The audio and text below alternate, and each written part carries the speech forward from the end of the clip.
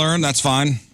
I know Scott not being here today is throwing everybody off. I know. I miss him it. so much. Where did he go? I don't know. Nashville, Tennessee. Oh, that's right. Oh, he's doing the movie. He's supposed to be doing a movie. Movie got postponed. Oh. Oh, it did? Yeah, you didn't So hear now this? it's just I Nash just heard Vegas this yesterday. party time. No. Just heard this yesterday. The movie got postponed. Okay, so Scott's going down. He's been to go be cast in a feature film. Yeah. And the which was on movie's his about bucket redheads. list. Right, the movie's about redheads? Yes, which this was on his bucket list. I was excited for him. He's got a role. Like a speaking part. Oh, yeah. Yeah. They Like, it's a whole thing. Yeah, It's they a wrote thing. more of a role. Is this the an actress. independent film? It's an independent film. He said the actress who was his co-star, his co-lead, was cast in a Trey Parker, Matt Stone live-action movie, and she had to take it. Oh, no. So, which is great, because she's still going to come back and do this. And now she'll Oh, be maybe have some cred. even a bigger Hey, star. she's going to bring some star power to the movie you're in. That's a good thing. Oh, I didn't know this. So the woman who's supposed to do the movie with Scott got cast in a Trey Parker, Matt Stone movie. That's big. Oh, man. Which postponed the filming, which this happens all the time. But Sure. usually you can get your Airbnb or your hotel room fee back, but not this time. Oh, he couldn't? No, it was already like all booked, I guess, right? It was all paid for. Everything was That's what done. he said. He said that the super nice Airbnb Not that he paid for, that they paid for. they paid for it, and the film crew, and they're like, well, it's paid for.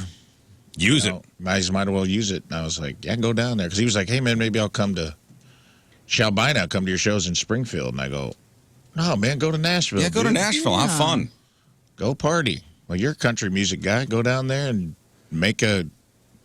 Get some go to the boots. Bluebird Cafe. Like, go see some outlaw country somewhere. Like, go live it up, brother. Man, Go pay for the selection of boots down there. You pay 3 times as much as you would anywhere else in the country. But you get good ones. Yeah, but you get the It's best. like the thrift shops in Nashville are amazing, but they know what they have. You know, It's Scott's like thrifting. It feels like it's flushing $500 down the toilet. Thrifting. you know, Scott's a straight edge guy. He's not a partier. And I feel like Nashville's one of those cities where I guess you can have fun without you can. imbibing. You have to know where to go. You just got to eat. There's so much good food down there.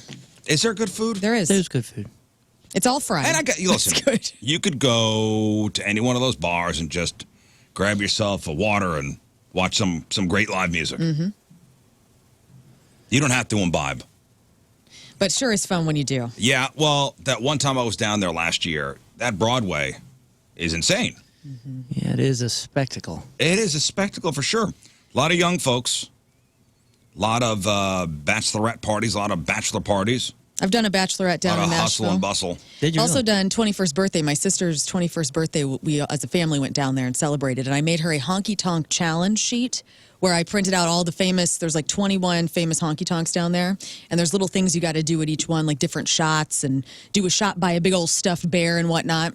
And so we went through and my whole family and we just had the best damn time. Just Ubering and walking. You know what I noticed about Nashville was on Broadway, you have a lot of these new like mega bars that these Country artists are opening up. Yeah. Like, Garth Brooks has a giant place. Kid Rock's place is like 4 floors. Who is it? Jason Aldean has a huge place down there. But those like mega bars, in between them are still the holdouts. Yeah, the honky-tonks. The little old school honky tonks, like almost crushed in between. They're like 100 years old. Yeah. It's so cool. Which is where the musicians are at, which is cool. I went in a couple of those stinkers when I was there. And it was crazy because I think the MCA, or it's probably something else now, the buildings where they're recording all day are behind Music Row. And I watched, it was like a whistle blew at a factory, dude. And like I watched all these guys and gals come. I was there with my friend Farron, who's a singer-songwriter down there. She's great. And they all came in the back way through like they have those like tents with the plastic outside when it's cold, like space heaters. They all just like came in and they just unzipped this like thing, and all these musicians came pouring into the bar at like 5:30. And they So when their recording sessions were done, they all just they punched over. out. They punched out. Everybody started coming over, and Just drinking buckets of beer in as old stinky. As if they were working at a factory and the whistle blows and all right, quitting time. That's cool too that you can drive through the labels and all the different music business. Neat, yeah. What do they call it? Like Record Row or whatever. It's cool. I had this feeling though because we were there in February. There was a huge snowstorm here that weekend. I remember driving through snow and ice to get there. But down in Nashville, it was very nice. The weather was perfect. And I remember standing on top of the rooftop of one of the bars and just looking over. And it reminded me a lot of New Orleans. I get that. It reminded me a lot of New Orleans with just the people just flowing from one place to another. It was like a sea of people just going down the street. Yeah, it is New Orleans with fewer streets. And that Broadway not blocked off and still cars. Because on Bourbon Street, obviously they shut the street down. No cars on Bourbon Street at a certain time. But I don't know, it was cool. I liked it. I'd like to go back and experience some more stuff. Good. So I'm hoping Scott has a good time. I talked to him last night. He didn't tell me last night that the movie was canceled. He probably thought you'd want him to come into work. No, of course not. I said, dude, have a great time. Enjoy your time off. Yeah. Go do drugs. Do drugs. Go do drugs. drugs Have a for good the first time time. at Get some 43. hookers. Yeah. Is his wife going with him? I don't know. I don't think she was planning on it, obviously, when he was going to not. be working. Oh, he's by himself to his own devices. Yeah, he's a Uh-oh. little redheaded boy in the woods down there. A little ginger in the woods. Uh-oh. Dude, I read a horror story about being at a hotel at Osage Beach. Oh, no. Actually, Fox 2 did a story about this, and it was on their website. I like the went- Ozarks. I went, yeah, that's right. Osage Beach is like the Ozarks. And I guess this guy, so the headline is Hotel Nightmare. Woman says intruder used master key to assault her while sleeping. Oh, my God. Has anybody seen this story? No. No. And this place is called the Quail's Nest Hotel. Somebody TripAdvisor that. Quail's Nest. The Quail's Nest Hotel in Osage Beach. From what I'm gathering, this is, kind of an old school, Yeah, it looks like an old, been around for a long time. busted Ramada that got sold to. TripAdvisor, 3 out of 5. 3 out of 5 stars. Okay. The Quail's Nest Inn and Suites in Osage Beach. Out of the 16 hotels in Osage, it's number 14 that you should Okay. stay at. Well, when you go to a hotel, now to get in the rooms, you got the key cards that Right. you either, slide, like a slide key card, hold it up to the electronic lock. Do you feel safe with those? No. You don't? No, I go through great lengths to make sure that I have proper security on the inside. Do you? So what, do Yeah. you do anything special? I mean, I do. I put the secondary lock I on. always do the secondary lock. If that's not available, there's a little thing I learned on TikTok where you can use a hanger and shimmy a makeshift lock from the inside. And if that's not available, I then put something in front of the door so that if somebody opens it, it will make noise and I'll be Yeah, you're alerted. moving furniture. Yeah, I'm moving chairs You're moving chairs. You're putting desks in front. for show. Yeah, unfortunately, if you go onto social media, TikTok or X or wherever, there's a ton of videos Oh, yeah. And on how to unscrew a peephole and take a hanger. And right. All these flight attendants know what's up because they travel so often and pilots too. even beat the secondary lock the metal secondary lock that you would push over. That's supposed to grab deadlock. the deadlock. The one that's supposed to grab the door if it opens up a little bit. Yep. So it looks like this Quail's Nest in Osage Beach is not a hotel that has the key with the electronic lock. The card. It's an actual Old school key? Old school. You need a key to get The in. Shining. Nice. With the big plastic hangy thing on it. Yeah, use like a diamond shaped thing. So this happened back in April of 2023. A guy used a hotel key to get into her room. And she says on the night of whenever this happened in April of 2023, she says she woke up and felt a person under her covers. Oh What? my gosh. Terrible. Whoa. Jeez. Every woman's nightmare. That's every person's nightmare. Every person's nightmare. It Do depends you on guys who it think is. about this? I mean, I'm just saying, think about this when you go anywhere. if I was sleeping alone and all of a sudden I felt someone under the covers, Who- I'd be a bit freaked out. Oh. Yeah. Women are just in this constant state of like, there's going to be a man in here. Well, here's the thing. That we don't want. So she wakes up and she feels a person under her covers. She initially thought it's the boyfriend, but the boyfriend was laying on the other side of her. Oh no! What? So this guy crawled into bed, like almost spooning this woman. Yeah, with the boyfriend. With the in boyfriend's bed? on the other side. What is his? Get up! Why are we not hearing things? What? Some protector It's a you little are. hotel. How do you not hear any of this? Deep sleepers. Now, before we go any further, Yes. is this grounds for swamp justice? Oh. Of course it is. All right. I hope that's how it ends. This is grounds for I'm gonna take this pillow and suffocate the hell out of you. Get out of my No, bed. this is definitely grounds for This is, if I'm the guy. I'm taking lamps and I'm in and bed. hitting you in the head. Yeah. This is a bust ass now, ask questions later situation. Oh, for me. for sure. And 1,000% justified. Yeah. When you're asking, like, how can somebody get in there without being heard? I don't think I've been in a quiet hotel room in some time. If anything, I kind of want it louder in there so I don't have to hear the people next door. And the air conditioners, especially in a place that looks like this, I bet you are making some real hums. know, Yeah, Although a real racket. And you could sneak in. Yeah, 100%. I think you probably could, especially if that thing's all cooking over there and just going. And you probably got industrial grade carpet on the ground, so you're probably not making a lot of noise the walking. door.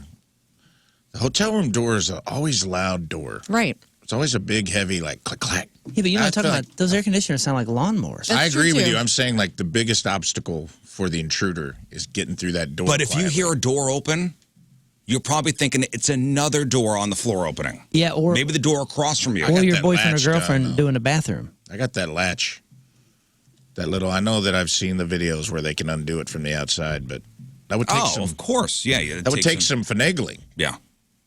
And maybe a little time. I just feel like I would wake up from that. But that's not everybody. So this woman feels somebody crawl up into bed next to her. Gross. And then she wakes up and she's the boyfriend on the other side. She screams. He runs off. So the boyfriend didn't get him. The boyfriend did not get him. I'd like to know more about what happened after that. I want to see the video of this guy running down the hallway of the hotel. Yeah, well, there was surveillance video. Oh, good. He apparently left his baseball hat behind. Which team? Don't know. Okay. It's described as a ball cap. This sounds like a Dodgers fan. So there's a surveillance video showing him getting into the room.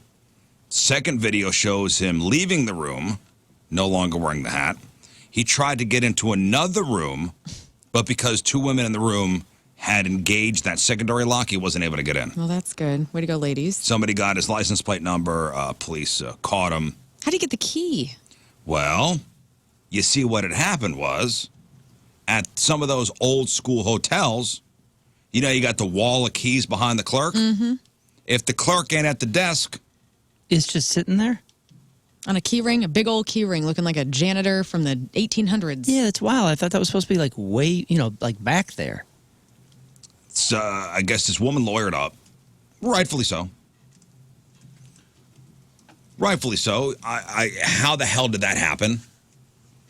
So she lawyered up. They hired a private investigator. The investigator sent somebody in and shows keys hanging within view behind the front desk. If the person's not manning the front desk, anybody has got access to the keys. Oh, it's a rando, dude. Yeah, so he wasn't working for the hotel. He was just a rando. Wow. And she got a settlement from the hotel. She got $1 million. Damn. Damn. She got $1 million. Well, What? the, So the, Well, the, the judge- judgment the judgment for- was for $1 million. I'm not sure she's going Here's to get the that. Moon's got the that's the guy? yeah. Man, I hate to do this, but that's exactly if you're like, hey, draw me a picture of the most generic dude that would do something like this in the Ozarks. It's that guy. Well, and it's a motel. So it's not a hotel. The doors are on the outside. It goes to the outside world. You know what I'm saying? I was thinking of He's got that, Enclosed. got that flannel shirt looking thing, a ball cap that's kind of low profile, Yeah. boots and jeans. From the back, he looks like Tim McGraw. He looks like everybody. No, his from, name is from the back. his name is Charles Matthew Talley Jr. He looks very greasy as well, so I don't like that. 46-year-old Charles Milwaukee Matthew Best. Talley. Milwaukee. Is that a Milwaukee It's a Tools? Milwaukee Tools. Oh, okay. Milwaukee's It's a best. Milwaukee's Yeah, I'll tell you what, a best baseball DeWalt hat. man would never do that. That's right, dude. And That's a don't you even guarantee. get me started on what Ryobi felt. Oh, Ryobi Oh, being there Ryobi. sucking the man's toes. Love Ryobi. Oh, yeah, there's the wall. Look at that, The man. wall The of whole thing. keys, man. The wall of keys. The wall of keys behind the clerk. Now, I'm going to say this. This guy just got caught in the bed, ran out, left his ball cap, but he ain't moving very quickly. I mean, did you see how he just kind of like was like, well, I guess I'll come on down here. And, oh, there's a door. I'll go down this way. What did the boyfriend do? That's what I want to know. Well, here's the thing. So it was, I was thinking about this too. So if you're dead asleep, you're shaking hands with dragons or something, and all of a sudden, I'm in Moon's dreams right now. Hello, Moon. I'm a dragon. oh, hey, dragon. How do you do? And then you're walking. There was a horse and a dragon in my dream last night, so that's why it's That's fresh on sweet. my. How do you do, Yeah, Moon? so you're talking to Riz the dragon, and all of a sudden they're screaming, and you kind of bust down on this side of the bed, and then somebody, shadow style, the lights are off. Your girlfriend's wife screaming. Goes by you. You probably haven't even put together what's happening at the moment. Probably the last thing in your mind is somebody's in bed with you. Right, like you're not jumping to that conclusion. You're jumping to 1,000 other conclusions first. You're kind of frozen and you're looking, and even if you've assessed the situation enough to know that this is some feller that's in your room that's not supposed to be, if you lunge towards him, even though he's not on your gal at this point, he's going towards the door. If you lunge at him, what if he's got a knife or a gun or something? Also, what does he think is going to happen? This dude's the cuddler. He gets in bed. What if they all would have fallen asleep and then Cuddler. awakened in the morning? And then what? Oh, hello, Frank. That's a D-list Batman villain right there, the cuddler. Yeah, you have to find the cuddler. Robin. The Osage Beach cuddler. I don't like it. Yeah, somebody on the instant feedback brings up a great point. Osage Beach, probably boozing. Oh, yeah, dude, I no, mean. that's what I mean. That's why he's so greased If you out. watch while he's like how he's walking, he's not walking. He's walking. No, like, even the confidently. people sleeping, they're all, they probably passed out Oh, from a they're night boozed. of. Oh. What's the big place I went to last time I was down there? Redheaded Shawties? Bear What is Wolf, it? Wolf Lodge, No. down at Tantera. Redheaded Shotties? I like you're No. asking me Jimmy where you Buffett's? went. No, you would know because you've probably been there a Chili's. million I'm a times Hoosier. dancing on tables. Oh, You talking about like the You pull the boat up. the Tantera? Yeah. Oh, you talking about Party Party Cove? No, you pull that to restaurant. Oh, something Jack's. Merrimack Jacks. No, that's Valley Park. No, That's gone. Tom's, Jimmy's. whatever. You guys know. Anyway, Shawty Jacks. Yeah, it's something like that. Flapjack, there's like cracks. There's like Jack, Patty Whack. Come on, baby, get back. there's Stank hole. like 3 floors. There was a band there, and the Yeah, waitresses Shady were- Jacks. Shady Jacks. That's it. Shady Gators. Shady Gators. Shady Gators. Oh, yeah, we got it. Man, I knew We it. worked that out, I guys. just That's kept right. spitting syllables. I have danced on tables. They just man. got a behind-the-scenes look at a You fit the Rizzuto profile. Detective Agency meeting. the cognitive decline of the. It's just everyone checking everyone else's cognitive Oh, decline. yeah, it's 6:26 in the morning. We got there, though. Well, anyway, this Okay. guy is he's facing charges of felony sodomy, which I don't know. What that Crawling into bed with somebody. He must have got under the covers and took Yeah. got a little tast. I used to something. I used to see Sodomy. that. I used to see that that charge, like somebody got charged with first-degree sodomy, and I thought it was very Specific. specific. I thought that I was, thought me too. I thought it was one thing, and I always thought, oh It's my not, goodness, though. why is everybody going for that? Are all It's criminals not. into this? But it's like one of the most broad terms there is. Right. And each state kind of looks at it differently too. Yeah. Their sodomy laws in obviously all states. I but- thought it was in the, right. but it's That's what I always thought too. But it's actually I think it's just more broad. I think it basically just means any sort of like indecent Sexual activity. sexual act. Anything oral? Everything. Yes. This guy didn't touch her, right? He spooned her. He crawled into bed with her. I know, but I'm asking for. Can you give me more clarification? They didn't really say much. I'm assuming that. Well, she felt him get into bed. Maybe he put his arm around her. I I mean, maybe they're keeping the details out of public. Well, they are not saying her name. Oh, okay. The court is not saying her name because she's a sex assault victim. I'm kind of curious, though, dude. This could be a relationship ender. That's what I'm saying, too. Guy crawls in bed, Yeah.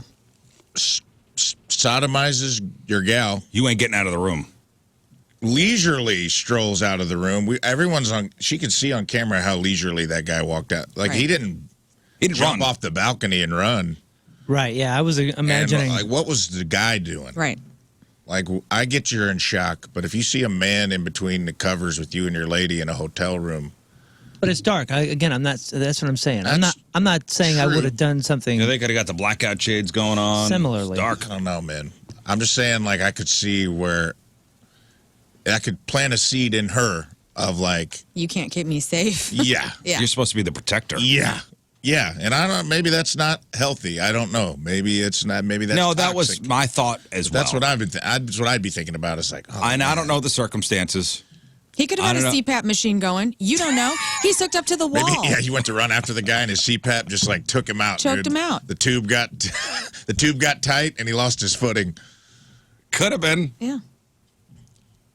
Man, But that seed of you not being able to protect me has been planted. Yes. And that sucks. And that Yeah. does- It's not his fault. It's not the not. woman's fault. it's no one's fault. Yeah, but that was a fight or flight experience that will go down in the history books. And how did you react? Not well. Yeah, just maybe like Learn does. You know, put some furniture up against the door. Yeah, sleep with a knife. Put all the furniture by the door. Ladies know what I'm talking about. Scissors under your pillow. Oh, I'm ready to kill somebody when I'm in a hotel for sure. Yeah, I'm on at high all alert. times. But most people are just having a good time. Like even the Airbnb Tim and I stayed at in Chicago. I had a whole setup for that, you know? Well, You did? Yeah. What was it? It was like, double lock the door, obviously, but then put stuff in front of the door. I'm like, I don't know who's coming in here. But it was a house, right? No, it was a little apartment. So kind of like a hotel. Yeah, I do shore it up like it's a castle. But I'm, I've been traveling for a long time. A lot of weird things have happened, and I've been in a lot of strange places. So a I lot feel of people like I aren't may be used in the to that. minority here. That I'm like, I'll put the double lock on. And Well, I'll go to bed. you and I feel like you and your wife will kill somebody if they come in. Like, I mean, obviously, I pretty want good. to be safe. Right. Well, everybody thinks about the doors. I hate staying on the ground floor because of the windows. So always check the windows too. You never know how easy it is, and those always go straight to a parking lot. I also had a car robbed right outside the window on the ground floor, and I was like, how did I not hear that? Like they took my spare, they took all sorts of stuff out of this car. Damn, took your spare. Yeah, dude, off my Jimmy. Dirty. I was Yeah, Adam so says- bummed. Why are you keeping it there? Adam says in his feedback that the couple could have been wasted, and this is why that creep tried why he went for that room. Maybe. And remember, he went for another room too, but with two women in it, and they had that secondary lock on. To be honest, this guy didn't look like he had a lot of plans in his head. That's when I stay in a hotel room. I go full Home Alone, dude. I take mini micro machines, put them by the. Cardboard cutouts. Yeah, I take the iron that's in the room and I create I tie it from the ceiling to where if you open the Yeah. door without Paint my can? permission, it's gonna swing. I turn it on full blast. Yeah. I make a Rube Goldberg Yeah, machine to wake me up, tickle me with a feather to wake me up if somebody even jiggles the doorknob. The hot handle. I put the iron on the doorknob, be like, I put do not disturb on housekeeping. This is on you. You touch this door. Hey, well, speaking of traveling, anybody taking a plane Yeah. or have any trips planned where they have to buy a ticket soon? Yes, both. Have you? Where are you going, Rafe? Well, Vegas and possibly Hawaii. Okay, possibly Hawaii and Vegas. Where have you not bought tickets to yet? New York City. New York City. New York City. Some of the tickets are bought, and then it looks like my daughter's maybe going with me. All right. Well, there's a new flying hack going viral that I want to tell you about. A flying hack. Flying hack. Give it to me. It's called check-in chicken. I'm sorry? It's called check-in chicken. Chicken. Check-in chicken. And it's not as delicious as it sounds, but You offer a fresh roasted rotisserie chicken to the everybody to the desk. gets a Costco rotisserie chicken. to the desk agent. Here's the concept. Instead of checking in for your flight right away, This guitar is not overweight. Here's a chicken. you hold off until the last minute. And the thinking is by waiting until the end, you could receive a premium seat, one with extra leg room or an aisle or a window seat closer to the front, without being charged extra. But many airlines charge more for those specific seats, but those are more likely to be available if the plane doesn't sell out. Man, I was going to say, I don't know where people are going, but everywhere I've been flying, sold out. Always sold out. But if it does, that's a risk. If the flight's overbooked, as airlines tend to do, and you're the last to check in, it's possible you could be bumped from the flight. We're living in a digital world where these airlines have much more efficient time filling these planes or cutting out the flights that aren't full. So I guess you already have to have the ticket. So you already have to have the ticket, but you're supposed to check in. Mm-hmm. So wait until the last possible moment. That's the check-in chicken. And hopefully you don't get bumped. Yeah, I don't know. I don't want to risk that. It seems like a significant risk, especially since there's no guarantee that your late check-in gambit will even work in the first place. That's why they're calling it check-in chicken. Sort of high risk, sort of high reward. It's an option that could, I guess you could take advantage of this loophole. You ever taken the deal? You ever taken Never. I did a couple times on flights like home from tour or something like that where I didn't have to be anywhere, and they go, hey, we're going to offer something, $400. We'll pay for this flight, and then we'll put you on another one, Right, and we'll give you a $400 is, voucher. and every once in a while, there'll be an announcement, usually at the gate, going, hey, the flight's overbooked. We are offering blah, blah, blah for you to take another flight. Mm-hmm. I've never taken, usually I got to be somewhere, so I don't have the option, or I'm with my family. We don't have the option to do it. But there are people that, they'll get, airline, a lot of airline miles. They'll get cash. They'll stay in a nice hotel. Yeah, I think I got a voucher. There was a couple of us in the band, and we did it on this one time. And what we didn't understand is you can, barter for it. And I think it was on this show just a couple years ago we found out. You can. That you can, hold out and ask for a particular amount. I think it's up to $1,200 bucks. You can. And here I am doing it for $400. You never take the first offer. Never take the first offer. Be like, you know what? Lauren, have you done it? I'm considering, but Rafe, have you done it? Mm-mm. Taking the deal? hold out. Hold out, man. They're the ones that need you. They overbooked. Yeah, they're the ones in the hot seat. You got all the cards. Now, for what it's worth, somebody who's tried this check-in chicken hack says you could mitigate the risk by keeping an eye out on the seat map on the airline's app and only waiting until there are premium seats left and not trying if it looks totally full. I don't know. Maybe it's something to try out. But then we got this next story of a guy who rented a car from Hertz. The Hertz rental company. Now, have you ever been to a place that offers unlimited or bottomless something like a buffet? Mm-hmm. But then they try to enforce limits when somebody went way over the top. Tell me somebody took a Hertz from Alaska to Mexico or something. Yes. Really? Yeah, sort of. At least that mileage. Wow. It's awesome. Now, I think if a buffet offers unlimited, all you can eat, they have to abide by that. That's a contract. When you say, hey, for $9.99 it's unlimited whatever. Mm-hmm. Yeah, Yeah, is it Red Robin with the bottomless fries? endless fries, or even, if you go to Golden Corral, can they stop you? I don't think so. Read the fine print. Now, a guy's going viral on TikTok after he got into an argument with a Hertz rental employee. So the man had somehow managed to drive 25,000 miles. Whoa. He drove 25,000 miles in a month. Whoa. Okay. On his rental, which included, quote, unlimited miles in the contract. So he went to return the car, and they're like, what? And they tried to charge him $10,000. Damn. Dang. He put over 2 years of miles on there. The average 25,000 miles in a month. So the employee said, we're charging you $10,000 because driving 25,000 miles was, quote, unreasonable.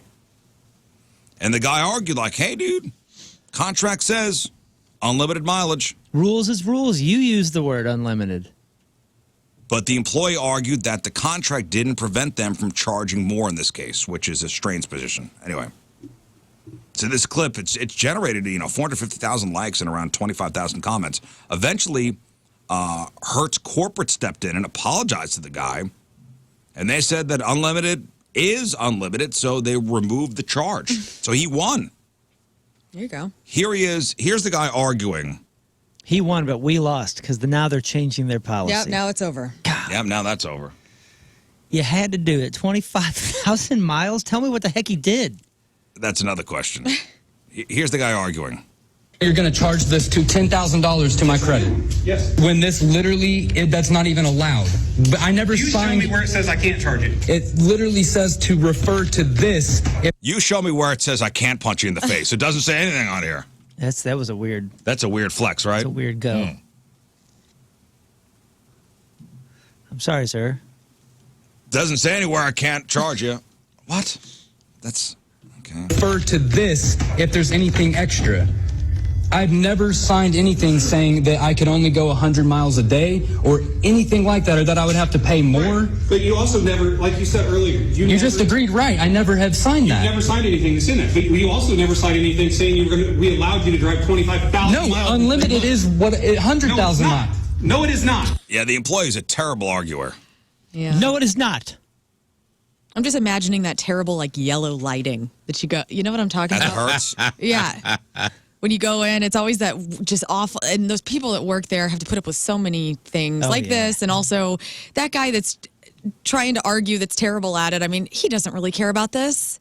Dude, a rental car place is the place to be nice because Oh, they'll hook you up. oh my gosh, they'll hook you up, dude. There's been so many times where I just start chatting them up. I'm like, hey man, like, what's the coolest hiking spot around here? Do you hike? Oh, do you do this? Do you do that? You start chatting them up and they're like, hey man, I know you got the economy Geo Metro, but like I could just give you this Mercedes. I got a BMW. What was it? Like a convertible out in Z3. Arizona Yeah. for freezies. The guy was like, "Yo, I got this convertible. You're going up to Sedona, dude. You take the convertible and keep the top down." And I was like, "Well, yeah, but I'm not going to pay for that, man." He's like, "You can just have it. Yeah. I'll just take. You nice. just have it." I got a sports car in Miami. For freezies, like if you're just nice and they have the car, believe me, they want to do you a favor because everybody else has been a total a-hole to them that day. It's true. Also, I love the rent-ahead app or process. Like we went up to Chicago, we got an Alamo car. Didn't even have to stand in line. Everything was taken care of. We walk up, we pick the car we want. Boom, we're out. It's great. You don't have to deal with anything. The whole like rent-ahead. I don't like to poo on brands, but I will say in this case, Fox, what a joke. Really? Don't do that. That will end up Apparently, costing you in the long run. Yes, Golden Corral can kick you out, but it's difficult. You have to really work at it. Yeah. There was one guy who claimed he got kicked out after eating 6 plates of food that weighed 5 pounds each. Wow, so you got to get rolled out. Watch me now. Hey, I can't walk if I eat too much like that, man. just roll me out the front door. 6 plates of food that each weighed 5 pounds. Jeez, man. No, I think they could kick you out. Like, dude, you're wasting food. There's no way anybody could possibly eat 30 pounds of food. Yeah, well, maybe it's one of those things where it's like, if you're not finishing food and you're going up, that's Right. That's I'm sure. print. I'm sure that's what it was. Well, we were just at a place. Where was that? Where it said, "Hey, man, to keep down waste." It was like a sign. It said, like, to keep down waste, whatever you don't finish, you can't take home. So, for that reason, don't get too much. Oh, it was Hoo Hot. You know the Mongolian barbecues. Mongolian, Like, yeah, because you fill up your bowls and you can like double fill the bowls. And they'll cook it for you, but they said like, hey, keep down waste and don't get more than you're gonna eat, because you ain't taking it home. Okay. While restaurants can't legally remove people for perceived overeating, the long history of buffet restaurants has brought certain tactics to light. So there are more covert ways to minimize customer consumption and food waste. Smaller plates. Usually they limit at the carving station how much they'll give you. Oh yeah. Like, give me that whole damn prime rib. Just put it right on my plate. But here's the thing with this Hertz guy. It is unclear how this guy drove 25,000 miles in a month. It's possible that this was a stunt intentionally done to test the limits of this unlimited miles thing. Although this guy did not hype any sort of challenge publicly that I know of. 25,000 miles in a month would be more than 800 miles a day, which is around 16 hours of driving, 50 miles per hour every day. Assuming you need 8 hours for sleeping and, and eating and stuff like that. Oh, so you think this was a stunt from both of them? From Hertz? Well, from the Hertz guy. I'm just saying it could be a stunt from the guy who drove the 25,000 miles to like test the limits. Right, he was just passing it around, hoping to get something like this so he could go viral. Right. Which is possible. But again, this guy's didn't hype any sort of challenge publicly. So I don't know. So 800 miles a day, again, 16 hours of driving, 50 miles an hour every day. That's so tight that it seems like he could have been using it for Uber or something and sharing it with at least one other driver to maximize its use. That's just a guess, though. Maybe he was Ubering. So it's 2,500 miles coast to coast, right? He could have done 5 full round trips from New York to California. Route 66, baby, let's go. Well, it has to be that. It has to be Uber. Like he and his wife or he and somebody are just passing it, so it's going 24 hours a day, and they're Uber. I mean, that's if you get into any car in Vegas and it's a nice car as far as Uber goes, those are all rentals. Yeah. Because every time I'll chat them up and be like, hey, do you like your Tesla or do you like your Tacoma or wherever the heck it is? And they're always like, oh yeah, it's a rental. The cost of that is less than the cost of a buying a car, right, or leasing a car, and then they use it to make money and turn it back in. It's also unclear how this worker decided on $10,000. It seemed just like they randomly picked a number. Like $10,000, it's fine to compensate for wear and tear, but the vehicle's depreciation. But again, this guy wound up not being on the hook for anything. So he won. The guy won. And now Hertz will probably change their policy because of this guy. Way to go, buddy. We lose. Way to go. Hey, just a random question. Do you guys have those 2 weird-ass cabinets above your fridge? Yes. Yes. I've never heard anyone call them that, but yeah. Oh, they're the worst. 2 weird-ass cabinets, bro. You know what's funny? I was down in my kitchen yesterday, and I just opened up the fridge, and I looked up. I think everybody's got these cabinets above the 2 weird-ass cabinets above the fridge. And I got to open, this is my situation at my house. I got to open up my fridge doors to even touch those cabinet doors because I'm so small that I can't get to my pasta maker, which is stored up there, never been used. I can't even get to it, And I that's where I store all my cupcake pans. I just want to know what you keep in there. You know what? If it's not the fridge, it's the microwave. If you have a range, like a stove and a microwave range. There are 2 weird-ass cabinets up there, too. You got 2 weird cabinets, no matter where they. We don't have them above our fridge, but above the microwave, I'm always like, they just tried to up the square footage of the cabinets. Yeah, ain't nobody putting nothing up there. What are you gonna put up? Everybody, what everybody puts up there, like old tea pitchers or something you never use. Yeah, maybe the colander. There's nothing fits in there. My charcuterie board, traveling charcutes. Yeah, which is great. I'm glad they're up there because I don't want them in other cabinets. I think we have if people come over, like serving plates. Dude, you could hide anything up there. I was just wondering what everybody has up there. Yeah, I think there's like one lousy koozie that's some reasons up there. Somebody broke in your house, dude. You could have $10 million stacked in there and they'd never look. Never look. That's a great hiding spot. It's the safest place in your house. We have serving plates and fondue skewers because those get used once every decade. It is the least utilitarian cabinet in everyone's home. Yeah, it is the junk drawer of cabinets. Yeah, it's the it really is cabinet. You're right, dude. I also have my spare barbecue stuff. So like if I got a big old spatula that goes down or tongs or those rubber basters, like the longer with the little rubber fingers, I have my backups up there. That's where all the backups go. Yeah. It's a backup cabinet. I actually stood. I got a glass of water from the fridge, and then I stood back and go, I wonder what the hell's up there. Right. Oh, you haven't get been a up there in a little while? stool? I haven't been up there in a while. What I'm if up you there every opened once it in a up while. and it was just like a diorama of your kitchen? You opened it up and it was just a miniature scale model of your kitchen, It's a and map. and with a picture of you standing up, Right. opening the cabinets. It's like being John Malkovich. Yeah, dude, your Whoa. brain just like the water in your hand started to ripple like Jurassic Park, and you got sent through a portal. No, one's I ever got. opened I had this to get a cabinet stool. I got to before. get a stool to get up there, and the first thing he goes, man, the top of the fridge needs to be wiped down. Oh, the worst, right? People forget to dust up there, and the grease from like the kitchen, just it was particles. gross up there. It's bad, It is dude. gross. Yeah, everything from when you're cooking eggs and all that grease is popping, it's floating and just sitting on your fridge. I remember when we redid our cabinets. My wife was like, "Oh, there's a couple things we could do up there," and I was like, "What? If you take that down, then you got this big open weird space." And she's like, "No, you can put a shelf, and you put pictures or what whatever you're going to put up there." So I have seen people do some creative things, but if you just remove them and leave it, and you have this big weird space above your fridge, Yeah. then it looks really weird. Because you're not supposed to put stuff on your fridge. No, you're right. We were and I'll be honest, dude, whoever lived there before us, stainless steel appliances look great when they're new. They got like the grease particles have floated onto the fridge and have like speckles all over it. And Yeah. I've scrubbed it with every cleaning product known to man. Yeah. It ain't coming off. And I hate it. You need it grease looks be like gone.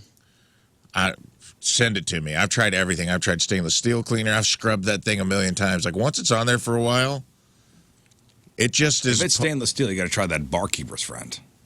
Okay, that stuff's everyone's got a amazing. solution. You know what? We'll get it Send for it you. to me. No, that's the one. That's the solution. I've scrubbed this thing with stuff, everything I could find on the internet for stainless steel cleaner, and it just like it's baked in at this point, and it's all just like grease that floated, got on the little Yeah. speckles that are on there that I'm just like it drives me crazy because no matter how clean my kitchen gets, I look at that fridge and I'm like, God damn it. Welcome back to Husband's Cleaning That, Hour. well, that 104.7 barkeeper's friend The stuff, Point. I'm telling you, dude, it's like a miracle. That would bother you.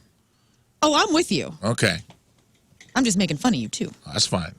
Hey, I want everybody to go home today Get you a and smart fridge. look in those cabinets above the fridge. Yeah, take a picture, tag us, please. See what's up there. Let us know Everyone what's in those right stupid now, cabinets. go to your fridge Yep. Open or them up. microwave if you're poor, like me, and your fridge just sits loose in the middle of the room like mine does. Hang loose, blood. And open those cabinets and without Give us shame, an inventory. Don't touch anything. Just take a picture. I want to see what's up there. And I'll do it when I get home too.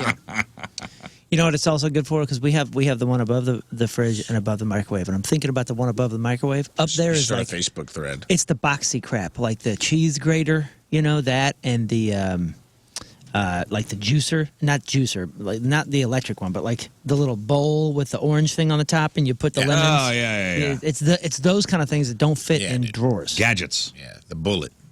Well, Magic no. bullet? This is not electric. This is just a plastic know.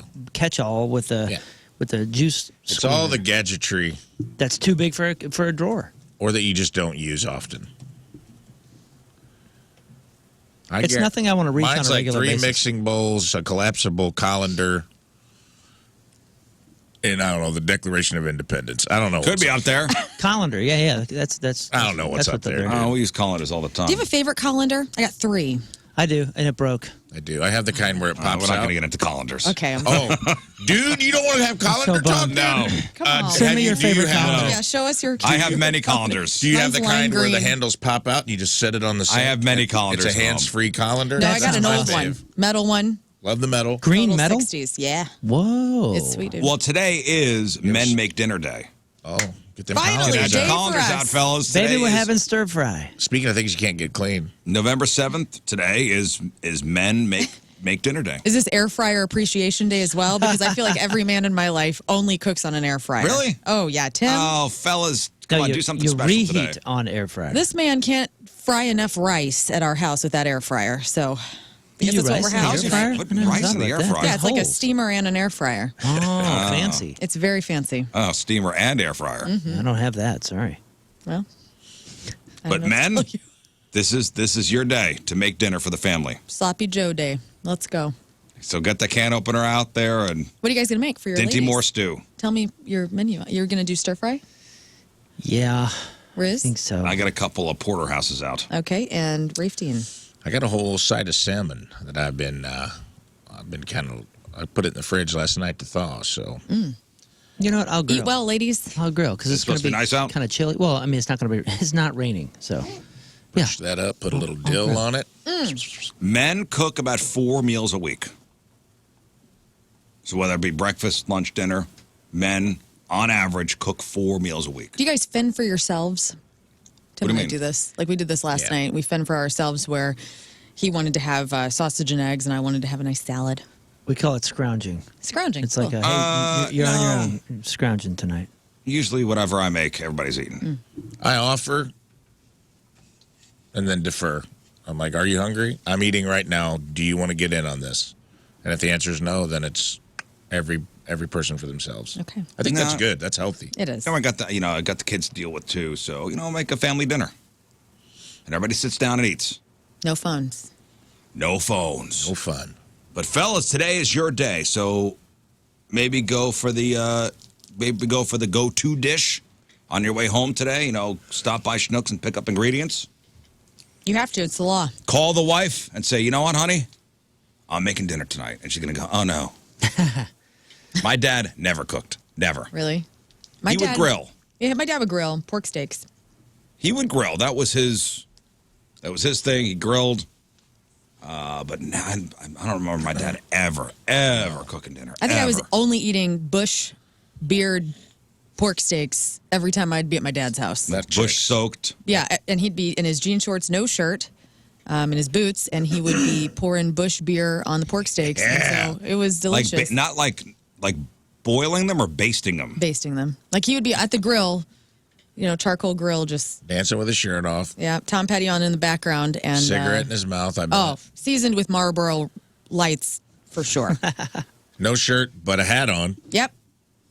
Trucker hat. Hell yeah, My bro. dad was Charcoal cool. grill or propane? Tell you what, Charcoal. sign me We were up. poor. Charcoal because he was a connoisseur. Yeah. Steak on the charcoal is the way to propane go. is for rich people. I don't know. We didn't have those in West Frankfort, Illinois. We didn't know what that was. Propane is for rich people. Greg was taking a whole bunch of what's the liquid stuff called? Lighter yeah. fluid. Lighter but fluid. He was just putting it on a pile and then lighting it with a cig and letting it heat up. Dancing to Tom Petty with his shirt off, basting his pork steaks. I could see it Saying in my what's head. up to Becky across the street. And Becky looking good. Yeah. Hey, here's an extra pork steak. You want to Oh, join Becky, come Lauren? on, You know, all if the you time. talk to somebody, if you talk to somebody that that grill, like that uses charcoal grills on the regular, they like push the charcoal to one side. There's like a hot zone and a cold zone. Sure. I'm sure your dad was all hot, Oh, Like just- burning bright at Greg's house. hot as possible. Oh man, but I really can't remember anything other than pork steaks that he cooked, and That tracks. and we would have mac and cheese, I guess. I bet he fried fish every once in a while. Yeah. It's a good question. Yes. It's for I bet he caught some fish and Some fried some fish. for you. bluegill. You're right. Chef Liz from Tenacious Eats will be here in about an hour because she's got a whole thing going on with the movie Gremlins. She's got a big event coming up with Tenacious Eats. Tenacious Eats, and they're showing the movie Gremlins. Actually, the first night sold out, so they added a second day. Oh, great. So it's the 15th and 16th. I believe the 16th is sold out. For November? Yeah. Okay. So next weekend. But she'd be a good person to ask, like, hey, if there's a guy out there that wants to take advantage of this, like men cook dinner day, and he don't want to cook, like what's a good simple, like I don't need to have many skills to pull this off and it actually tastes good. Okay. And people don't have to pretend to go, oh, you did good, Dad. You did good. All right, one more thing before we move on. A guy has taken to Reddit after what he calls a miscommunication between him and his wife around an inheritance. Now, do you guys have anybody rich in your family waiting to die? So you No, can- sir. I don't. I think about this often. No, sir. Maybe there's somebody out there, a long lost relative that. No, the worry is when certain people pass away that the expenses and It's costs. going to go the other way. It's going to be the opposite. Damn it. It's going to cost us all money. Nobody out there in Learn Land Nah. that's going to leave you a significant amount of money. No. That's not how we roll, man.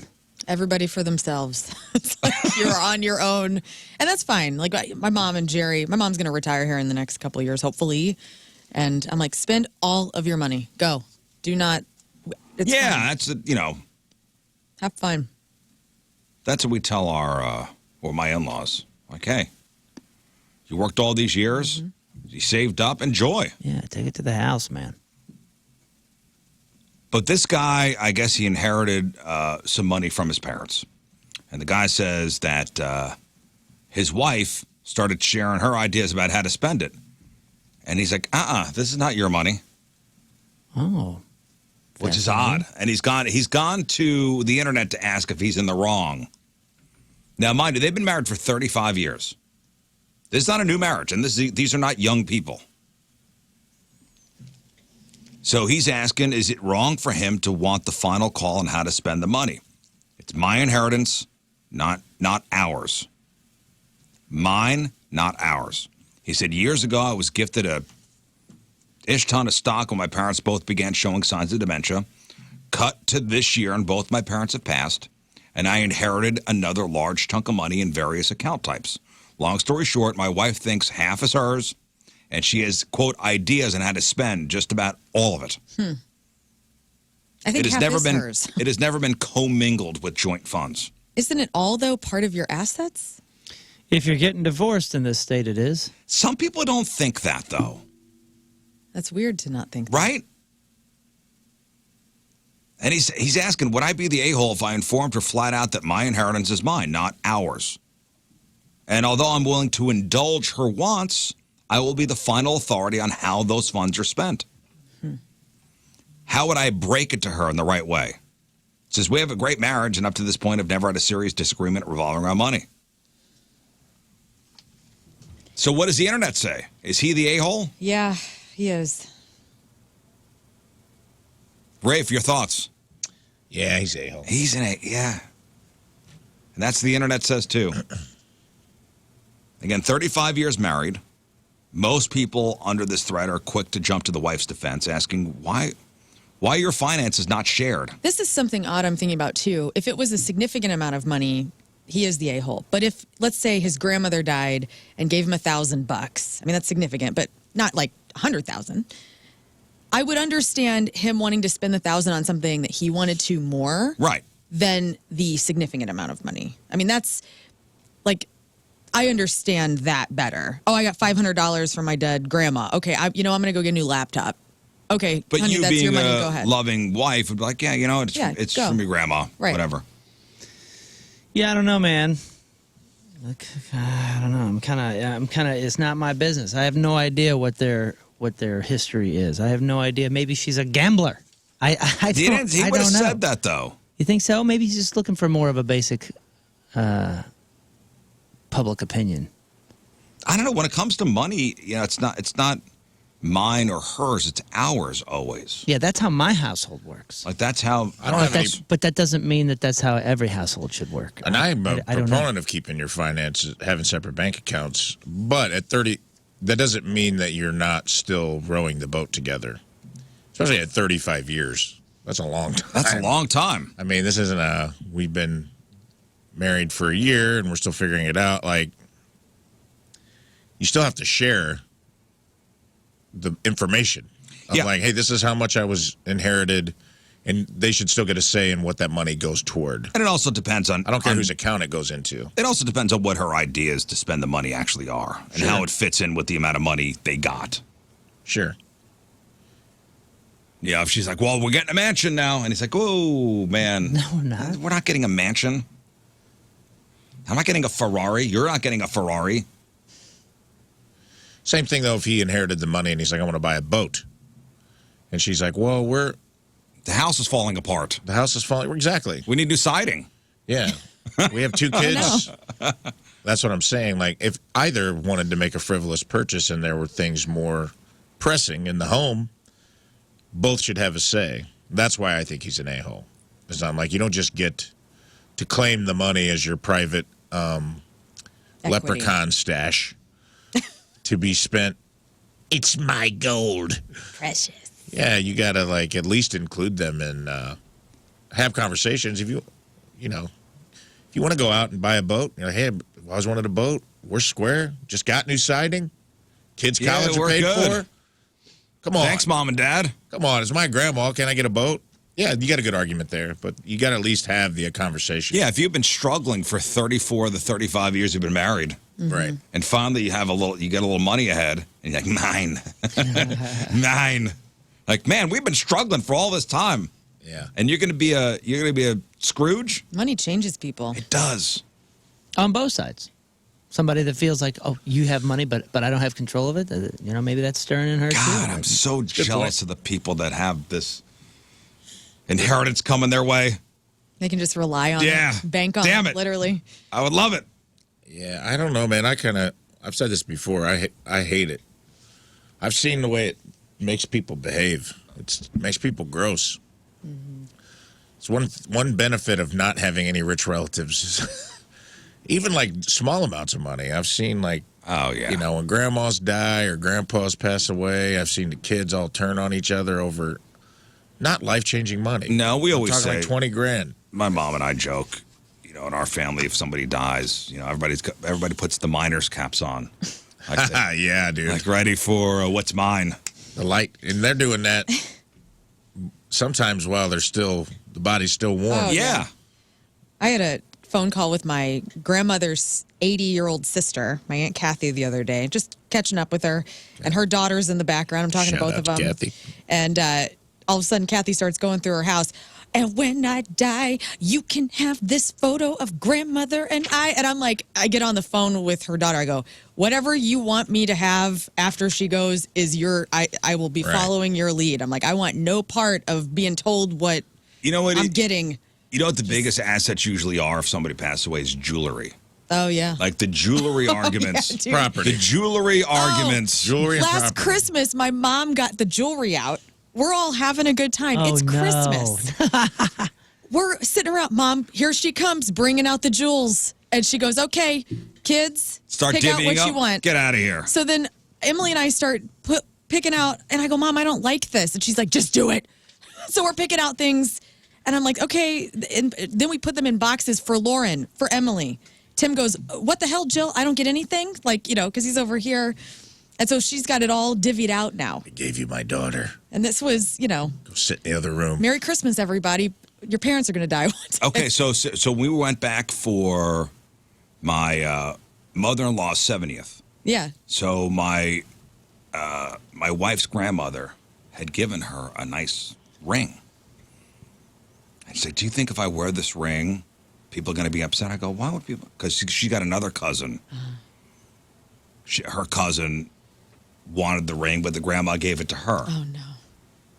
Yeah. I go, just who cares? And it would be recognized? Yeah. It's beautiful. It's a recognizable ring. Really? Dude. I mean, it's But her okay grandmother to gave wear it to my wife instead of the cousin. Right. But people think about this. It says pimp. Yeah. Like the across all cousin would 4 think about knuckles. Yeah, it's actually brass knuckles. Do people think about this? Yeah. Yeah. Really? Yes. Oh, yeah. Oh, Moon. Yeah, Yes. I'm living a different life. Oh, yeah, people think about that. You need to get some Really? Italians or I These guess are Russians. These are Russians, but the Italians too. We are. But like a recognizable Very ring, territorial. I couldn't tell you a piece of jewelry on anyone. No, my in wife's family. grandmother, she was known for, rings and, all this stuff. Oh, okay. Maybe I don't have someone like that. My in grandpa life, had the Italian bullhorn of virility that he would wear around his neck. Dude, it might as well have been Lord of the Rings in the family of who was going to get that thing. Everyone was bullhorn to rule Gollum. Every them single all. person turned into Gollum. Yeah. One sexual ring to rule virility them all. horn to rule them all. That's amazing. No, it's very Must be gaudy, an but Italian thing. it goes with certain things if you're getting dressed up. Yeah, it's probably awesome. And my wife is like, is this going to start a fight? I go, yeah, wear it. Let's see. Let's go. Yeah, but she Let's didn't have a start party. the fight. The grandma did because the grandma chose you. Grandma's dead. I am the chosen one. Grandma's dead. It's just bad feelings. Yeah. I hate Why did that. Grandma give you this? Why not me? But that's okay. Their bad feelings ain't your problem. Yeah, Thanksgiving but it if- is. At family Thanksgiving, problems. it definitely is. No, Thanksgiving, it becomes your problem. No, you pretend that it doesn't exist. Okay, Well, whatever that's healthy. negativity, well, it is healthy. I mean, what are you supposed to do? Like, acknowledge their ridiculous negativity? No, you just go, man, I'm sorry you feel that way, and you just move on. But what are you supposed to I do? don't know in Kiss your the ring. family what happens when there's arguments. Maybe they walk away from each other. But in this particular family, there's a lot of yelling. A lot of teeth. And there's a scene. Always. I'm sure there's Passive been. There's always a aggressiveness. scene. No, there's aggressiveness. Yes, I'm talking massive. about my family. Oh, If there's a scene though, sometimes you just like in your imagination, you take a step back and you realize that it's just a movie. And you're watching it. You're just like, whatever. Oh, I step back because I love it. This is that's what I'm saying. You instigate just watch it and go, As long as okay, I'm this not is- involved. This is fun. I mean, what am I going to do here? I'm not going to let it ruin me. you're the guy in the corner going, whoa! Yeah. Oh, dang. Yeah. You take that home with you for the holidays. You take your instant replay machine home, and it's just sitting by you at Thanksgiving Yeah, dinner. right. As soon as somebody says, Yeah, you try to be a peacemaker, and if you can't, you just enjoy the entertainment. Well, it's just my point of the story is just amazing how an inheritance could just turn people into Yeah, it gets weird. man. into people that you don't know. yeah, it turns people. It's like jealousy. It like greed and jealousy are like ugly monsters that get on people and turn them into different. It's like you're not even talking to a person anymore, man. You're talking to. It's like the movie Venom. Like they get this symbiote on them that's jealousy or greed, and they turn into different people, and you're like, this is gross. This 35-year marriage, and the wife is like, oh, we'll get a new kitchen. We'll get whatever. I was like, Yeah. you ain't getting nothing. And dude, I've seen it happen. Oh, we had a story a long time ago about like the people going through the house with the sticky notes. Yeah. Yeah. And I'm like, that's not that far fetched. I've seen it happen so many times. Like, My aunt did it.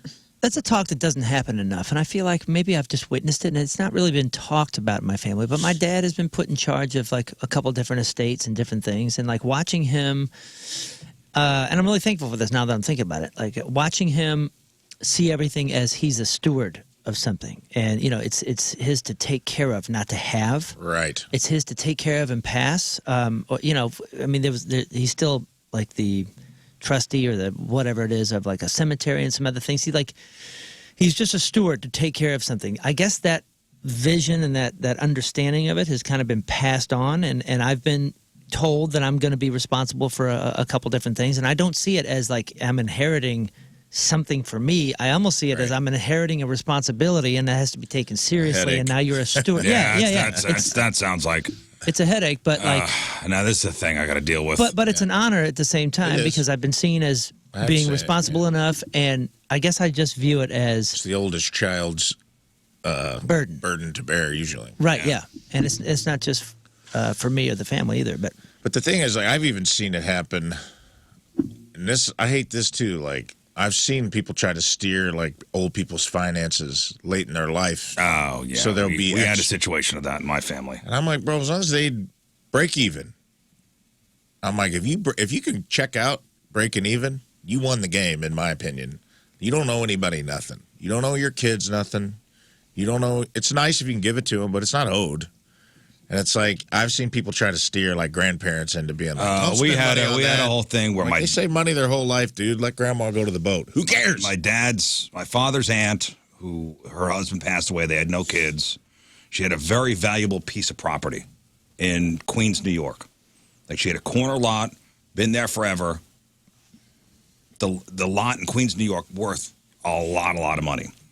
She starts getting sick, dementia. She's getting up there. She's in her late 80s. All of a sudden, a cousin who we never knew starts coming around.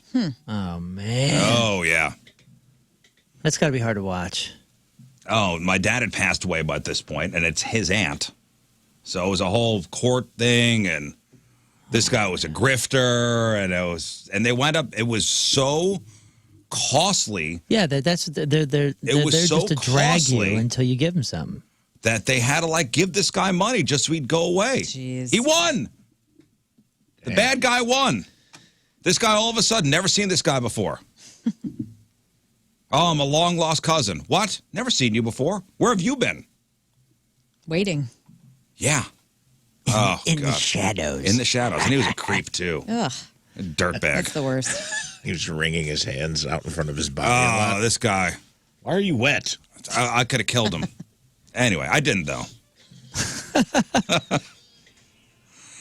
Anyway, Team Riz Remember the Day is brought to you by Hot Shots Sports Bar and Grill. Check out the all-new Hot Shots Lindbergh, your new home for sports in South County. Get all the info at hotshotsnet.com. From Fenton, Missouri, Robbie Damrich is our team. Robbie! Robbie's a longtime Rizzuto listener, and his mornings are incomplete without listening to the crew on his commute to work. Big fan of all the games and the banter. It's shared between the team and all the events that the show helps to put on throughout the year. Appreciates what each member of the show brings to the table with their personalities and stories. Grateful for the show providing hilarious and excellent entertainment every morning in the St. Louis metro area. Robbie Damrich from Fenton is our Team Riz Remember the Day. It's super sweet Team Riz Remember the Day soccer jersey. Get yourself signed up 1057thepoint.com/Team Riz. All right, first break of the morning. We'll come back. We've got the Craigslist Freak of the Year tournament moving on. Another quarterfinal matchup. This would be, oh yeah, two great ads. All right, based on your votes, one of the ads moving on to the Freak of the Year semifinals, and we'll get into crap on celebrities. Program phone number 314-624-3833 or 618-398-3833. The Mick Ultra Studio Cams, 1057thepoint.com/Riz. The socials at RIZZ Show. Your emails, RizShow 1057thepoint.com. Craig's Freak of the Week here in just one moment. Chef Liz Schuster from Tenacious Eats will be here at 8 o'clock talking about the Tenacious Eats Gremlins event coming up next weekend, Friday and Saturday. I believe Saturday is sold out, so tickets for Friday are still left. So it's the 40th anniversary of Gremlins. That's Which is wild. wild. So she is, well, she's got the menu already crafted out, but she's crafted a menu to go along with watching the movie. It's really a wonderful experience. And she's doing it at a place called Work and Leisure, which is on Locust. That's where the last one was, I believe. So if you want tickets, workandleisurestl.com. Today's Face the Music band is Soundgarden. Soundgarden. So you're listening for Soundgarden all day until midnight. If you hear a Soundgarden song, open up that 1057 The Point mobile app, tap Learn's face, chance to win $1,000 and a chance to co-host the morning show with us. You know, Soundgarden. sometimes we forget because you just get anesthetized to whatever you think of when you think of a band. But can we just acknowledge that, especially for a grunge band, might just be the greatest band name of all time? Soundgarden. As somebody who's had to think of band names and struggle through that whole thing, Soundgarden is maybe the coolest band name of all time. You know what I want to do? I want to start a No Doubt cover band, and I want it to be called Yeah Right. I like that. I like it too. What is it? Some doubt. Yeah. Reasonable Some amount doubt. of doubt. Just a little. Isn't Soundgarden is an art installation piece in Seattle, I believe. That's where they got the name from. Not brilliant. That. Yeah. Cool. Now you know.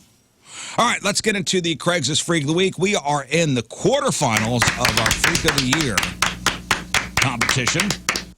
So, based on your votes, one of these two freaks will be moving on to the Freak of the Year semifinals. So you'll vote via Twitter at RIZZ Show. So make sure you listen to both ads. We'll give our opinions and then vote away. All right. All right, Lauren, let's get into it. Ad number one. Bugsy, man for woman, 41 years old, Ottawa. I want to bang while we're covered in creepy, crawly bugs. You and me and thousands of six-legged partners in the ultimate insect orgy. I started keeping ants in an ant farm in my room as a hobby when I was 9. I would take them out and let them play, and I enjoyed the ticklish feeling of the ants crawling on my legs and thighs. By 13 or 14, I had added snails and cockroaches to my collection and was becoming increasingly obsessed with it. I soon began punishing myself while the ants crawled on me. In my mid-teens, I would put honey on my willy and let the ants walk all up on me. By age 35, I was masturbating several times a week while the roaches crawled on my thighs and testes, and snails crawled all over my nips and my willy. Sometimes I would hold a frog against my willy and get off on the squirming as it tried to escape. They've always been, though I've always been felt disgusted by this habit, but derived no pleasure from normal sexual activities, my psychiatrist suggested that the paraphilia developed as an alternative outlet after my normal sexual expression became associated with the trauma of my mommy punishing me when she found out that I had this sexual fetish. Now that I understand my condition, I finally embraced it and want to find somebody like me who will dive into a kiddie pool filled with ants, roaches, slugs, snails, centipedes, and many other insects. We will have sex while our bodies are enveloped by the sensation of thousands of little legs crawling and slithering all over our skin and into every crack, tickling and biting us as we have mad, passionate sex. I'm open to reptiles like snakes, lizards, and frogs, too, if you're into that. All right, there you go. That is the first ad of today. That is Crawley Shore. I always feel so bad for the frog. Crawley Shore is the first ad. With a chance to go on to the semifinals. Any thoughts? Anything stick out to you? And we've heard this ad a bunch. A little too much. Okay. Like the first week this won, back in February 22nd, won the week with 82.1% of the vote. So it was an ass whooping. You know what did stick out this time was the fact that he said no derived pleasure from normal sexual activity. None. Yeah, that's sad. So he needs this. Like this is the only thing that could get him going. He's got a need for centipede. Wow. And that's need for centipede. That's a big deal, I think. At least that's a big deal right now for me.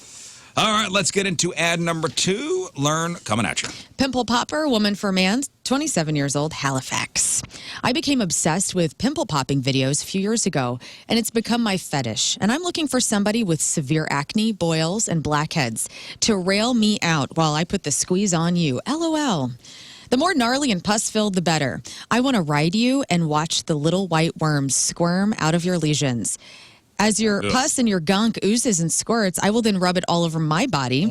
There's just something in the texture that's become my obsession. I want to drain you dry. I will get hornier and hornier as I pop, and as your pustules and papples explode, so will I. I have a looped, hollow, spooned instrument to pull across your blackheads, and just like a child making brownies, I want to lick the spoon. Yum. I want the filth inside you on me, and I'll be your filthy girl in any way you like. Nothing is off limits, and no depravity is too wild. This is a two-way street. Serious and extreme acne sufferers, please need only apply. Kisses. All right, that is Catherine Zeta-Jones. All right, you've got the 2. 1 will move on to the semifinals. And, yeah, so who do you think, Learn? For me, it's Catherine Zeta-Jones. It makes me want to vom. And I do feel bad for the frog that's being pressed upon testicles, but this week the zits went out. You know, I'll tell you what, I'm leaning more towards Catherine Zeta-Jones too, but Moon brought up a great point with this is the only way I could get there sexually with the Crawley Shore guy. It's a fetish. I don't know. Convince me, Moon. Who are you going to go with? Okay, so here's mine. We're looking for the biggest freak, right? Yeah. And Catherine Zeta-Jones is the grossest of the two. know. But we're looking for the biggest freak, not the biggest gross. And here's where I land. Mine goes squarely to Crawley Shore because there are TLC shows, Bravo shows about pimple popping. This is obviously a thing. It happens. Yeah, Maybe it grosses you out. But not eating what comes out of it. Of course, this is the extreme and a freak, which is why I'm going Crawley Shore because this is way freakier, way further out, no sexual gratification from anything normal, and this is what it takes. Ants, pools of ants, and all this kind of stuff. Snails on my nips. Yeah, it may be less Snails gross. on my nips. Isn't that what he said? It's less pukable. Roaches crawled on my thighs and testes. Snails crawled all over my nips and willy. Dude. To think of all the work that goes into this. Yeah, that's a great point. This guy is He's also struggling with some open to weirdness. reptiles like snakes, lizards, and frogs, too. Yeah, man. Here's the thing. I know gross goes a long way in Freak of the Week. It really does. Finals. And it is gross. Catherine Zeta-Jones is gross. Gross. But I'm with Moon. This guy, just think about, cockroaches are gross, too. The thing that, it's so sexual with him. It's such a sexual connect. You know what I mean? Like this Catherine Zeta could be on My Weird Addictions on MTV or something like that. This guy's like, he's all in. Yeah. He's got spiders and snakes and reptiles and snails on his willy. And has since he was a teenager. And has to have it. All right, you convinced me. I'm going to go with Crawley Shore, too. I'm staying locked in my All zit right, zone. locked in the zit zone. Rafe, Crawley Shore? Crawley Shore. Lock it in. All right, so it's Crawley Shore. It is Catherine Zeta-Jones. Quarterfinals. One of these ads moving on to the semifinals, all based on your votes at RIZZ Show on Twitter. And we'll have the winner when we sign on tomorrow. What a matchup. It could have been a great finals matchup, too, but we're only in the quarterfinals. All right, today is on November the 7th. Back in the day, 80 years ago, 1944, President FDR won an unprecedented fourth term in office, defeating a guy named Thomas E. Dewey. After FDR, they set up the two-term limit for president. 62 years ago, 1962, the day after Richard Nixon lost the election for governor of California, he told everybody at a press conference, "You won't have Nixon to kick around anymore." 59 years ago, 1965, the first Pillsbury Doughboy commercial debuted. What was his name? Poppin' Fresh? Poppin' Fresh. 33 years ago, 1991, Paul Rubens, a.k.a. Pee Wee Herman, pleaded no contest to charges of very indecent exposure. He had been arrested in Sarasota, Florida for exposing his heightened unmentionable in a naughty movie theater. 33 years ago, 1991, Magic Johnson announced that he had tested positive for HIV and then he was retiring from basketball. Remember this press conference? Mm-hmm. We watched it in my health class. I don't remember. I remember the teacher wheeling in a TV cart. It was a big deal. We watched the OJ trial.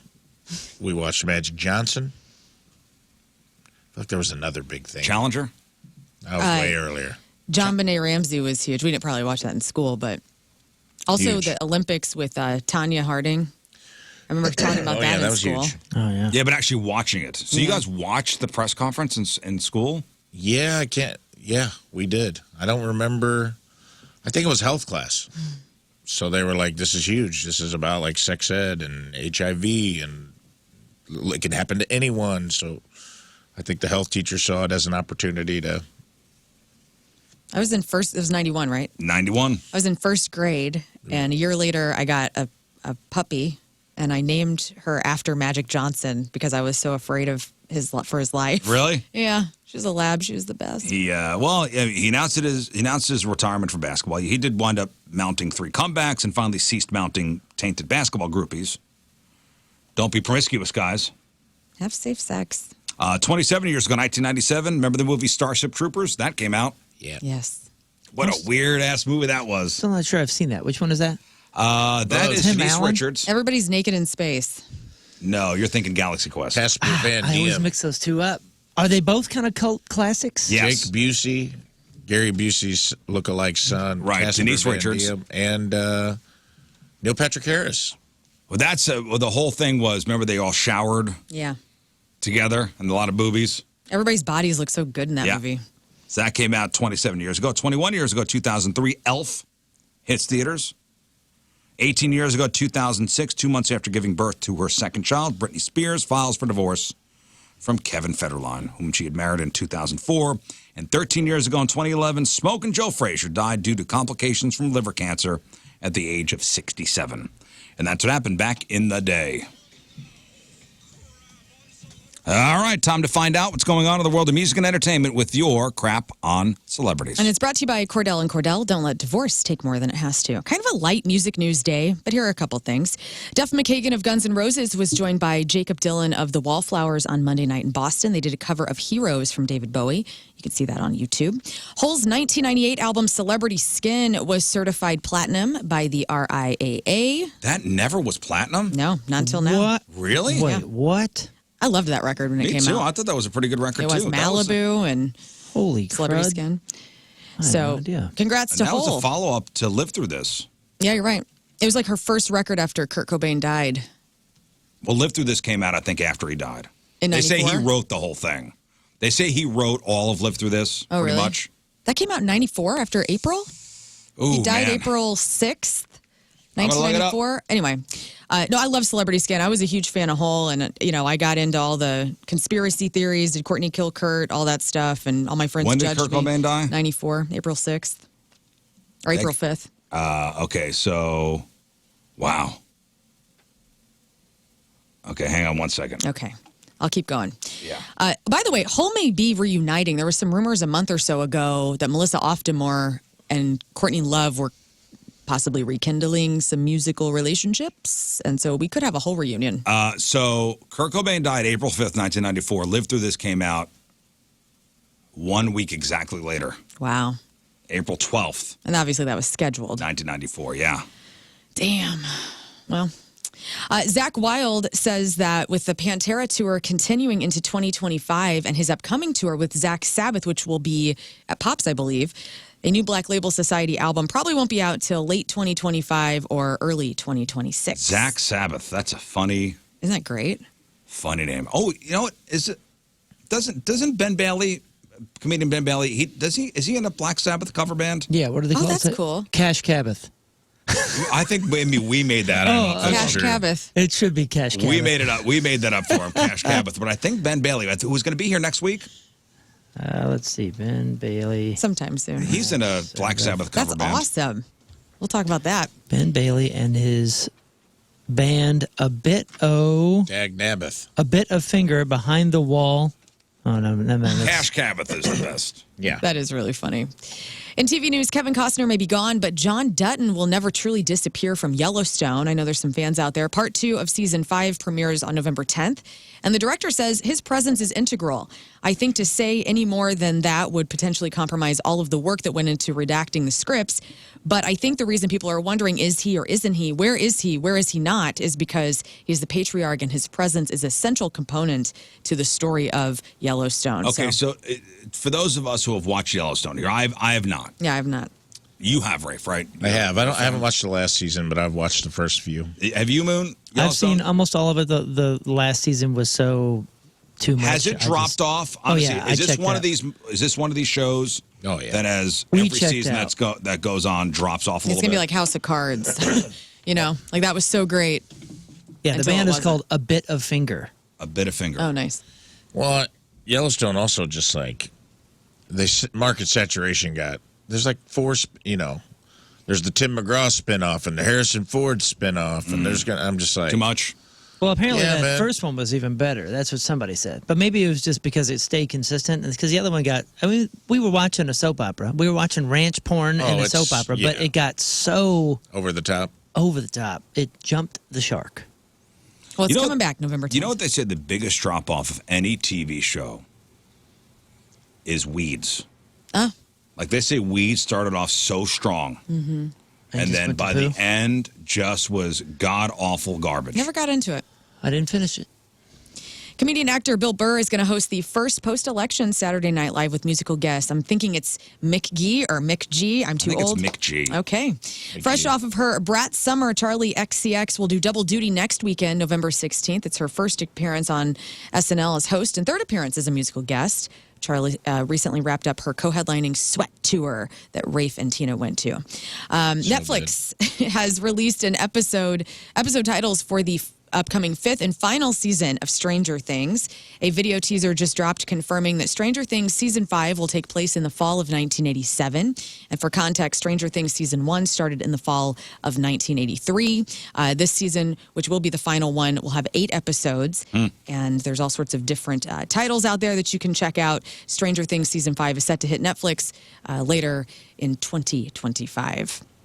In movie news, what happens when a young boy who can't spell tries to write a letter to Santa? Well, you get Jack Black as Satan in the upcoming Farrelly Brothers comedy Dear Santa. When Jack Black Satan finds himself flattered by a letter, instead of Santa, he travels to meet the young boy. EW has shared the first images of Black as the movie's Evil One ahead of its Paramount Plus premiere on November 25th. And the director says Jack is that guy that with his arching eyebrows and his faces and all that, there's a little bit of mischief to him at all times, but he is likable, and that's just Jack. So they thought, who better to play Satan getting a letter from a child to come visit said child? That's a funny than Jack concept. So the Black. kids spell Santa wrong, and Yes. they spell Satan, and Satan gets the letter. Yes. That's funny. The iconic ruby slippers worn by Judy Garland in The Wizard of Oz have been put on auction. Did you guys see this story earlier? No.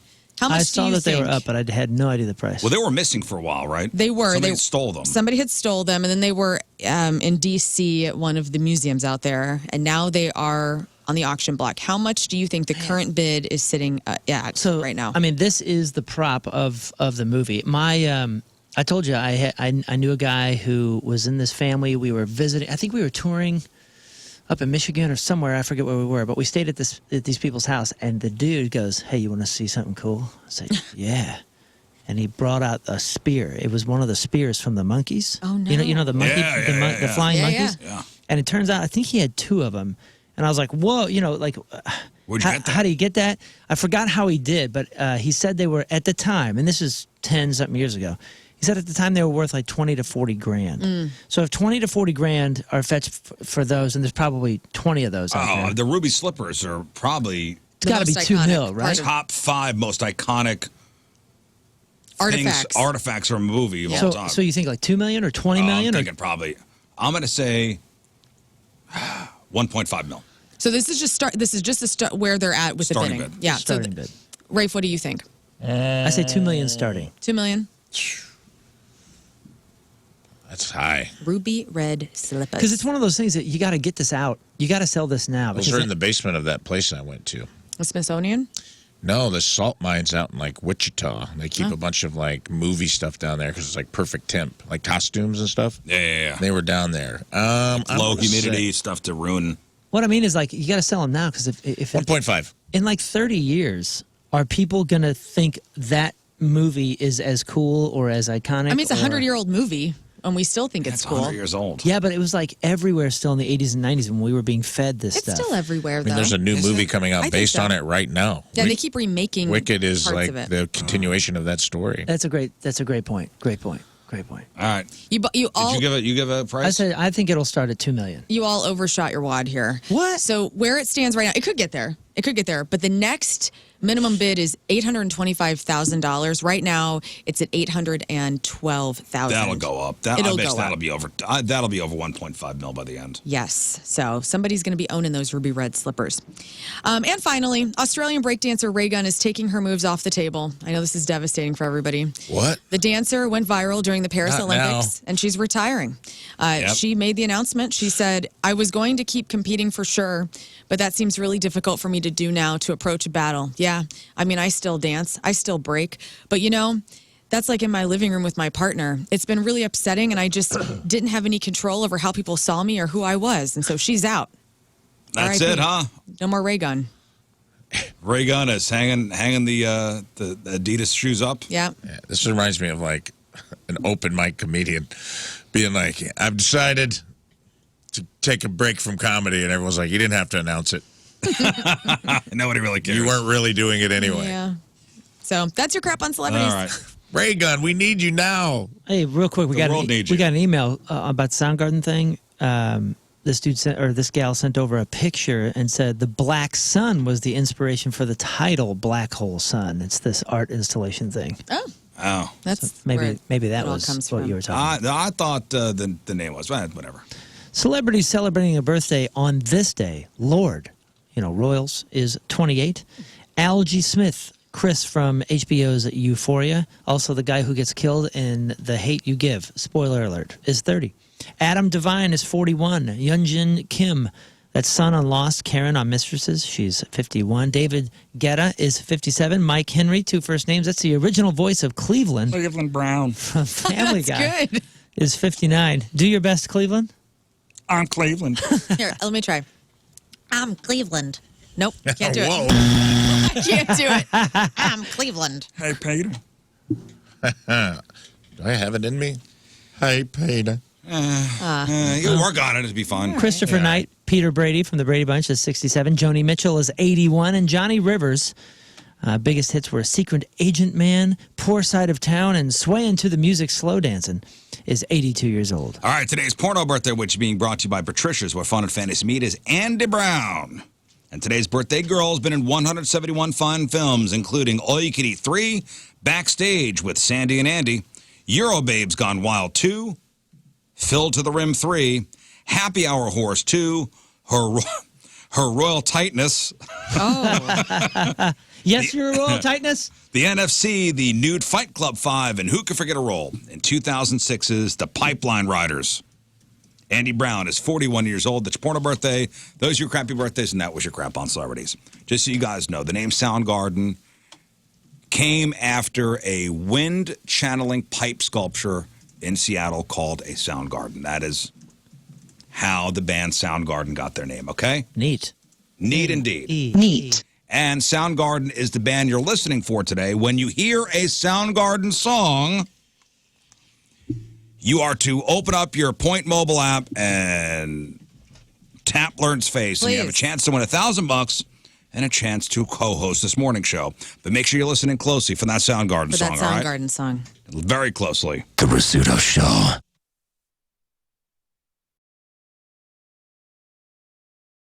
Riz. All right, welcome back to the program. Joining us in studio from Tenacious Eats, Chef Liz Schuster. Good morning. Good morning. Thanks for having us. Nice to see you. And Raven, Hey. you've brought Raven with you, who is a mixologist. Oh, she's more than mixologist. She's like the grandmaster of pop-ups. The Grandmaster. My apologies, Raven. Oh, the yeah. Grand. Bow down, please. Did I say the Grand Mistress of pop-ups? Yeah, I just kind of got thrown into it and been swimming my way to the top since. Well, I'll tell you what, you guys got a big event coming up next weekend. So Tenacious Eats and the 40th anniversary of Gremlins. It's a big deal. Can you believe that? I can't. This is a big deal. Actually, seems... I'm still 9 years old watching Gremlins in my heart. You know, I'm like, how is this almost 40 years? That's crazy. 40 Yeah. years. So is it considered a horror movie? In this day and age, I don't think so compared to, you know, that's the rated genre. G. You know, Yeah. that's a rated G horror movie compared to, you know, Saw. But or- if It's a you lighthearted Christmas movie to me. Yeah, lighthearted Christmas movie. Absolutely. You know what happened to the dad? Yeah. You remember what happened to the dad? I don't know, dude. When they man. put the gremlin in the microwave when I was a kid and it explodes, I was like, whoa. That sticks with Gnarly. you. Remember the sexy gremlin, the chick? Yeah. Greta, she was super cool. Did the scene or the thing that sticks with me about that movie is the dad who Oh, Gizmo. I turned Gizmo's in on. here. I'm We sorry. brought Gizmo too. the fact that the dad got stuck in the chimney and that's how he died. Yeah. Well, Merry Christmas. The, That Wild. scene's hilarious. the Phoebe Cates monologue. Yes. Now, when I've seen this in theaters when they show it for the holidays, you can hear people laughing Yeah. through her monologue. Yeah. You know, it's supposed to be so dark. And I did read that there was a lot of indecision about putting that in the final film. The fact that the dad died in the Yeah. in the chimney, Oh, no. Dressed as Santa. dressed as Santa. Oh, Just such man. a funny, like, it is funny because they put very sobering music behind it and like, it gets all sad. Let me see if I can find Just that. pull the clip up of Phoebe Cates. You know what's amazing about Gremlins? And if you haven't seen it recently, you kind of look back and you go, oh, you know, 80s movie, like super fun, maybe kind of campy, this and that. Like it probably didn't get rated all that well. If I'm on Rotten Tomatoes right now, if you compare it to The Goonies, Beetlejuice, Never Ending Story, and Pee-wee's Big Adventure, where do you think it ranked as far as Rotten Tomatoes goes? I'm going to guess in the 80s. It is in the 80s. It's 86%. That's pretty good. The Goonies is only 77. Beetlejuice is only 83. Never Ending Story is only 84. It beat all of those. Yeah. So it is like still super highly rated. All right, they call this the worst Christmas story ever. It was Christmas Eve. I was 9 years old. Me and Mom were decorating the tree. Waiting for Dad to come home from work. A couple hours went by. Dad wasn't home. Mom called the office. No answer. Christmas Day came and went, and still nothing.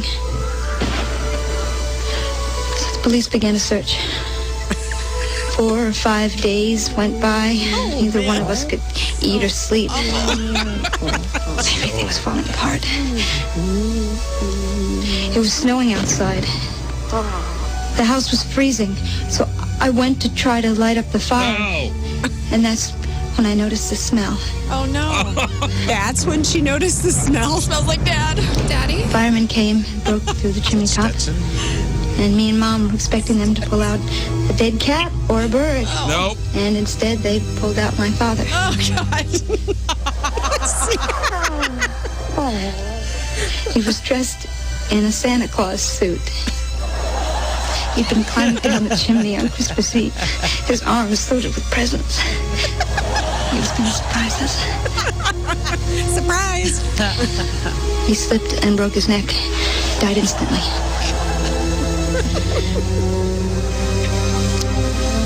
And that's how I found out there was no Santa Claus.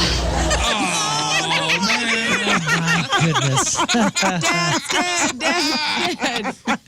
A little dramatic, huh, there, Phoebe man. Cates? Dang, dude. What's going on at their house that it takes 5 days to notice a smell? Or that your dad's gone. Well, they said they call the cops. Now, where in the Tenacious Eats meal does the Santa steak come out? Is it right Yeah. at the scene or right after? Dude, I'm not surprised the movie was rated well because, I mean, dude, when he dressed up like Rambo on the little gizmo, put on the little headband, and he made a little bow and arrow out of like a pencil and some paper clips. I'm like, that's the cutest damn thing I've ever seen in my life, dude. Now that's Gremlins 2, I think. When Oh, he, let's not get them mixed up. I'm sorry. Yeah. I thought that was It is easy. Which one to does he mix drive them the up. Barbie Corvette in? Because The that's first cute as one. hell, too. First one. Yeah. I wish so badly that he was real, that we Me could too. just have a pet Mogwai or whatever they're called. Me too. Yeah, I would Mogwai. risk it. It was worth the risk to me. I would Yeah. care. I'll be like, hey, he might get in the fridge after midnight, but I want that little cute ass in my house right now. Yeah. In the 90s, we had Furbies. Yeah. It's like the same thing. Yeah, Yeah, kind of the yeah, same yeah. thing. But so Tenacious Eats, 40th anniversary of Gremlins. It is next weekend. Next weekend. So Saturday sold out, Completely. completely sold out. So now you have a Friday. We have Friday. Friday's getting very close to selling out. We have maybe a dozen seats left. So Maybe. it's at a place called Work and Leisure, which is on Locust. If you want tickets, workandleisurestl.com Cool spot. is the website. So you crafted a meal around the movie. So how many times have you watched the movie to get ideas for what you're going to make? We did this film a long time ago when Tenacious Eats first started. I think we did it in 2012 or 2013. And I mean, I've watched it a few times since, not with small children, Right. mind you, because it doesn't translate, at least in my mind. It's so, the gremlins are smoking, hanging out in a bar. And I watched that with my kids. And you forget, you think it's just Dude. the cute Mogwai. Yeah. Well, we just went and we had a double feature of Goonies and Lost Boys, and it was fun to sit in a theater with parents who brought their small kids and let them come to the realization in real time that a G rating in the 80s was way different. Yeah. Yeah, but you know what's cool? You get to see your kids actually Laugh at those jokes. Well, no, you get to see them sort of figure out why we're weird in the ways that we're weird. I swear, dude, our kids look at it and they kind of go, this makes Dad make a lot more sense. Yeah, maybe. You know, I mean, if this is the stuff he loved, now I get why he's such a strange man. The first 10 minutes of Goonies, he's talking about separating the heroin from the cocaine in the cabinet in Spanish to the housekeeper. And, And the penis falls off the statue. Then the penis falls off the statue, and we could see parents actively in the theater going, hey! I forgot about the scene. Yeah, you just think it's about the adventure and sloth, but you forget about those forget about parts. some of the adult humor that's in it. Fat shaming chunk. Oh, and- yeah. Yeah, I mean. I'm still okay. Yeah, I'm still okay to be the fat kid. I saw him recently, and he's actually went from that to he's kind of a daddy now. Yeah. He's a very- Daddy now? Yeah. He's a very famous entertainment lawyer now. Yeah. Yeah. Like he's killing it. made something of himself, beyond the being Chunk from the Goonies thing. Yeah, he's done great. Isn't he Data's lawyer? I think he's Data's He's lawyer. Data's lawyer now, yeah, Yeah, in real life. who has gone on to great success. But all right, so with Tenacious Eats, what are some of the dishes that you'll be making? Well, I brought one of the dishes here. Oh, yes, nice. Yeah. Sweet. So I brought Little Green Cannonball. That is our fourth course. We could backtrack if you want. But Little Green Cannonball is the scene where Billy's mom, if you remember, she's going up to Billy's room upstairs, and she's walking up the staircase, and you see ooze and all of these Yeah. pods, green pods just popping open, and it blows my mind that she doesn't call the police. Yeah, mistakes were made. If your People son, were murdered. Your son, I mean, we all know teenage boys, young men have all kinds of stuff in their bedrooms. My son, I don't didn't go want to into my walk in there. son's bedroom Yeah. anymore. I'm afraid. I never expect to see green pods popping open, but in my mind, I thought, oh my gosh, a Scotch egg would be so awesome. So I made Scotch eggs. A long time ago, I was the executive chef at the Scottish Arms. So these are the Scottish Arms Scotch eggs that we used to make. So it's thousands it's of a hard-boiled egg with sausage around it, and then battered and deep fried. And the best thing to do is we made a 60-degree egg because the worst thing soft yolk. Soft yolk. So that when you go to wrap it in the sausage and do the flour, you do the egg wash and the panko, it's not an overcooked sulfuric activated egg that turns green like your aunt made. My aunts did that. They always cook the snot out of eggs. But over the top, I have a green house-made marmalade. So marmalade is just oranges and sugar. I added a little bit of bourbon because I like to add bourbon to things. Hey. And then there's 3-grain mustard and Dijon mustard. So it's zippy. And then the coloring is with spirulina. So it's a natural coloring. But spirulina is algae. Yeah. So I love telling awesome. people you're eating algae. That's the ultimate breakfast right there. I think so. The ultimate breakfast is a hard-boiled egg with a soft center, sausage deep fried with bourbon involved. So Right? that's the fourth course. That's the fourth. And before that, like our first course, the dad is in Mr. Wing's shop, and he's looking for something really fun for his son for Christmas. And he says he's trying to sell that gadget, that travel gadget, with the toothpaste and the Smokeless ashtray. Yeah, and there's a lot of smoking in There's a lot of smoking in Gremlins. A lot of Gremlins, yeah. smoking. Smokeless ashtray was like the big thing he was trying to sell, and it was just a piece of crap. And it was caught on fire, and it was just smoking like a chimney. He's Hoyt Axton, yeah, and great musician. the dad. yeah, Oh, I didn't know that. yeah, Oh yeah, He's a musician. yeah. Huh, who knew? He was even in Heart Like a Wheel. yeah, he was. About the race car driver, female race car driver. He played her dad. But he's trying to sell this, and he's like, you might need this if you're traveling and you have dragon breath. And I thought, oh, how perfect. Dragon breath. First course is going to be a quadruple fortified stock, a Chinese stock, with spicy pork meatballs. Oh, nice. And a fried wonton. Second course is Mr. Wing's yuzu noodle. It's a rice noodle salad. It's going to be kind of warmed up. I don't want it too warm because it breaks down all the yummy veggies in it. So it's got 3 different types of cabbage, carrots, cucumber, yuzu, which is a very astringent kind of lemon flavor, fresh ginger, fresh garlic. And then third course is my favorite. We're going to make sure our guests have this in front of them before the scene. So when Spike and his buddies trick Billy and they mess with the clock, and so he gives them what? Chicken wings. While you know what I mean? And that to me is the most horrific scene in the film when you see their little tiny teeth tearing into the chicken, and then you see strings of saliva. It's so Oh gross. man. I mean, they just look so voracious. And Who did the puppeteering for that? Was that a Henson thing? Was that a Jim Henson? That was Dark be. Henson. Yeah. Jim Henson had his hand in a lot of things, and up a lot of things too. So that's the third course is the miso maple drummies. Yes, miso maple drummies, and I called that course where the boop was pita. Because, like we were talking about before, I love to have a little gizmo. I don't care what happened and they turns into something bad. Where, you know what I mean? Where was animal control that these animals are just kind of running around? Plus, Billy's teacher just takes it and starts injecting it and drawing blood. And You know, Rafe, a lot of similarities to Chim Crazy with Gremlins. Yeah, dude. I love that show. Well, guess what? I'm Tanya Haddix in this situation because I'm going to lock Gizmo in my basement.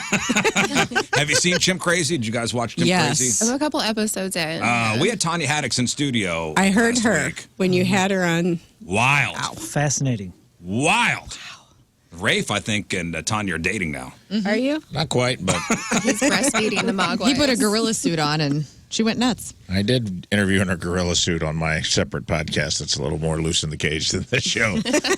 I also got her to play F, Marry, Kill with different monkeys. It was pretty wild. Tune into the number 2 show. Check it out. So, and the 4th course is the Scotch eggs, and the 5th course for dessert. 5th course is It Ain't Easy Being Green. So Spike, when he jumps into the fountain and he thinks he's going to multiply and then doesn't get to. Yeah. Gizmo to the rescue. My husband, who is an amazingly talented pastry chef, Chef Steve, and this is the only menu item that we're doing again from the first time we did. The first time it was a completely different menu, so I've changed everything. But this dessert I had to keep because on a very selfish level, I want to eat it again. Yeah. It's a dark chocolate cake with a very dark chocolate ganache over the top. They're like domes that he's making, and they're filled with a tart lime and super sour apple caramel. That's What? green, so when you cut into it, it oozes out, and it's Nice. the flavor profile, the dark chocolate with that really tart lime. Oh, it's my favorite. So you got the 5 course with the food. Now, this is where Raven comes in because you have matched booze I have. with all 5 courses. Absolutely. I mean, why would you go out to eat without a drink? Right, am I But right? For those who don't, we are heavy on mocktails. Everything I can do with alcohol, I can do without alcohol. Also, I can make most things vegan, vegetarian, gluten-free as well. So, yeah, I like to include everybody. I want everyone to be able to come out and be like, hey, I want to hang out here. That's thoughtful. You brought NA stuff today, so I feel included for a change, and I appreciate that. Yeah, talk about some of the drinks you got for this event. So I'm doing a handful. I wanted everything to be a little bit different, so there was something for everybody. So I'm doing a drink I did last year for our pop-up Avalanche called Coquito. It's a Puerto Rican-style eggnog, egg-free. But this year I'm doing it vegan. So instead of evaporated milk, it's coconut evaporated milk. And so everyone can come enjoy that. We have margaritas. They're the best. So for this particular thing, I'm doing a green margarita. So I made a burnt honey and black peppercorn syrup and add that with cucumber juice and a little mezcal, a little Nice. reposado. It's gorgeous. Do you see Nice. why I love Raven? I do. Do you I get love it? Raven too. This is delicious. I was wondering what the heat is in this margarita. So that is lavender vanilla with mezcal and reposado, lime, Delicious. and that's it. Good to go. Thank you. She's magic. And I've had some NA cocktails at other places that I'm just like, great. You poured the simple syrup in with this and blah. Some grenadine. Yeah. Yeah, it's a Shirley Temple. Enjoy 6 Shirley Temples, but she makes her own shrubs, her own simple syrups. Right. It's You really it's put- amazing. It's a labor of love, isn't it? Oh, yeah, for sure. I tell you what, if you haven't been to one of these Tenacious Eats before, make sure you get tickets for Friday's event. It's at Work and Leisure, Friday, November 15th. Work and Leisure is at 3015 Locust Street. Tickets are at workandleisurestl.com. That Friday show, I'm sure, is going to sell out. So if you miss it, if you're dumb enough to miss this one, sign up for the next one. Doesn't matter what the movie is. Like, the meals are the stars, and the movie is just like an extra bonus. I saw Chef Liz's Elf. I saw, what was the hotel one? Grand Budapest. Grand Budapest yeah, Hotel. holy smokes. I didn't know anything about that movie, and that was one of the greatest meals I've ever had. And the movie was freaking sweet, too. Yeah. I think I've done 3 or 4 Chef Liz experiences. Well, even if and you they can't are- make this, They're some of the most memorable things, by the way, and like the most perfect anniversary gift or sort of like couples gift or something for your wife or husband. Amazing. well, we're even talking about New Year's now. So you got a New Year's Eve thing you're doing, a New Year's Eve up all night brunch. That's awesome. And Raven. Pajama party. Yeah. Pajama party. Pajama huh? Yeah, we party. want everyone to show up in their pajamas. Don't Nice. get dressed up. Yeah. I mean, we want people to be comfortable. Everyone has been through a lot lately. We want everybody to put on drawstring pajamas or really sexy pajamas, whatever your preference is. But We did a New Year's pajama party one yeah, year. that was super That fun. was so That fun. was probably the most fun one. Yeah, because The everybody's pajama like, you know, party. you don't have to put on a suit. Yeah, You don't have to yeah. put on a tie. It's comfort wear. Chef Liz is a genius, by the way, with all this kind of stuff. And I'm always interested to see how she pairs certain foods with movies. And I'm wondering, have you ever done Jurassic Park? No, but it's on my list. What the heck would you do? Like weird egg things, giant dinosaur eggs? Like what kind of food would you Bugs and serve at molasses. Jurassic Park? Yeah. Nah. Oh, like the tequila suckers that had the Yeah. worms. Yeah. Yeah. Yes. I think about this. Dinosaurs are birds. right? So there'd be a lot of foul menu items. Eggs. Something to think about. By the way, you Clever being girl. at Work and Leisure now is so much fun because I was with Tenacious Eats when we were in the church basement. Yes. Where the Yes. AC broke. And we all were like, we got to get through because it was so delicious. And I believe the movie was Vacation. Oh, that was one of the summer ones we Yes. did. Yeah. And it was still so much damn fun. So being at Work and Leisure, which is such a cool space. Yes. I mean, this is like top notch great. It's super classy too. And I mean, Raven worked with us when we did other films before she was with Work and Leisure. Raven, we did Pulp Fiction together. Oh. Yeah. What Napoleon else? Dynamite. Napoleon Dynamite. And she knows how this works. She knows how fast it is. For our films, you're getting a course about every 15 to 20 minutes. Yeah. Yeah, you leave full. You leave full. And we start kind of small, you know, little teasers, and then we work into the bigger meals. So I always tell people, be ready. Don't eat a lot before you come to. This isn't a normal tasting menu where you're getting teeny tiny portions. No, you're going to leave full. I promise you. While we have you guys here, today is Men Make Dinner Day. Have you heard of this? This is a holiday. This is the thing. Every November 7th is Men Make Dinner Day.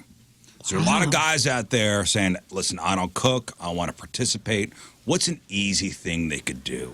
DoorDash. Stop it. Stop it. Postmates.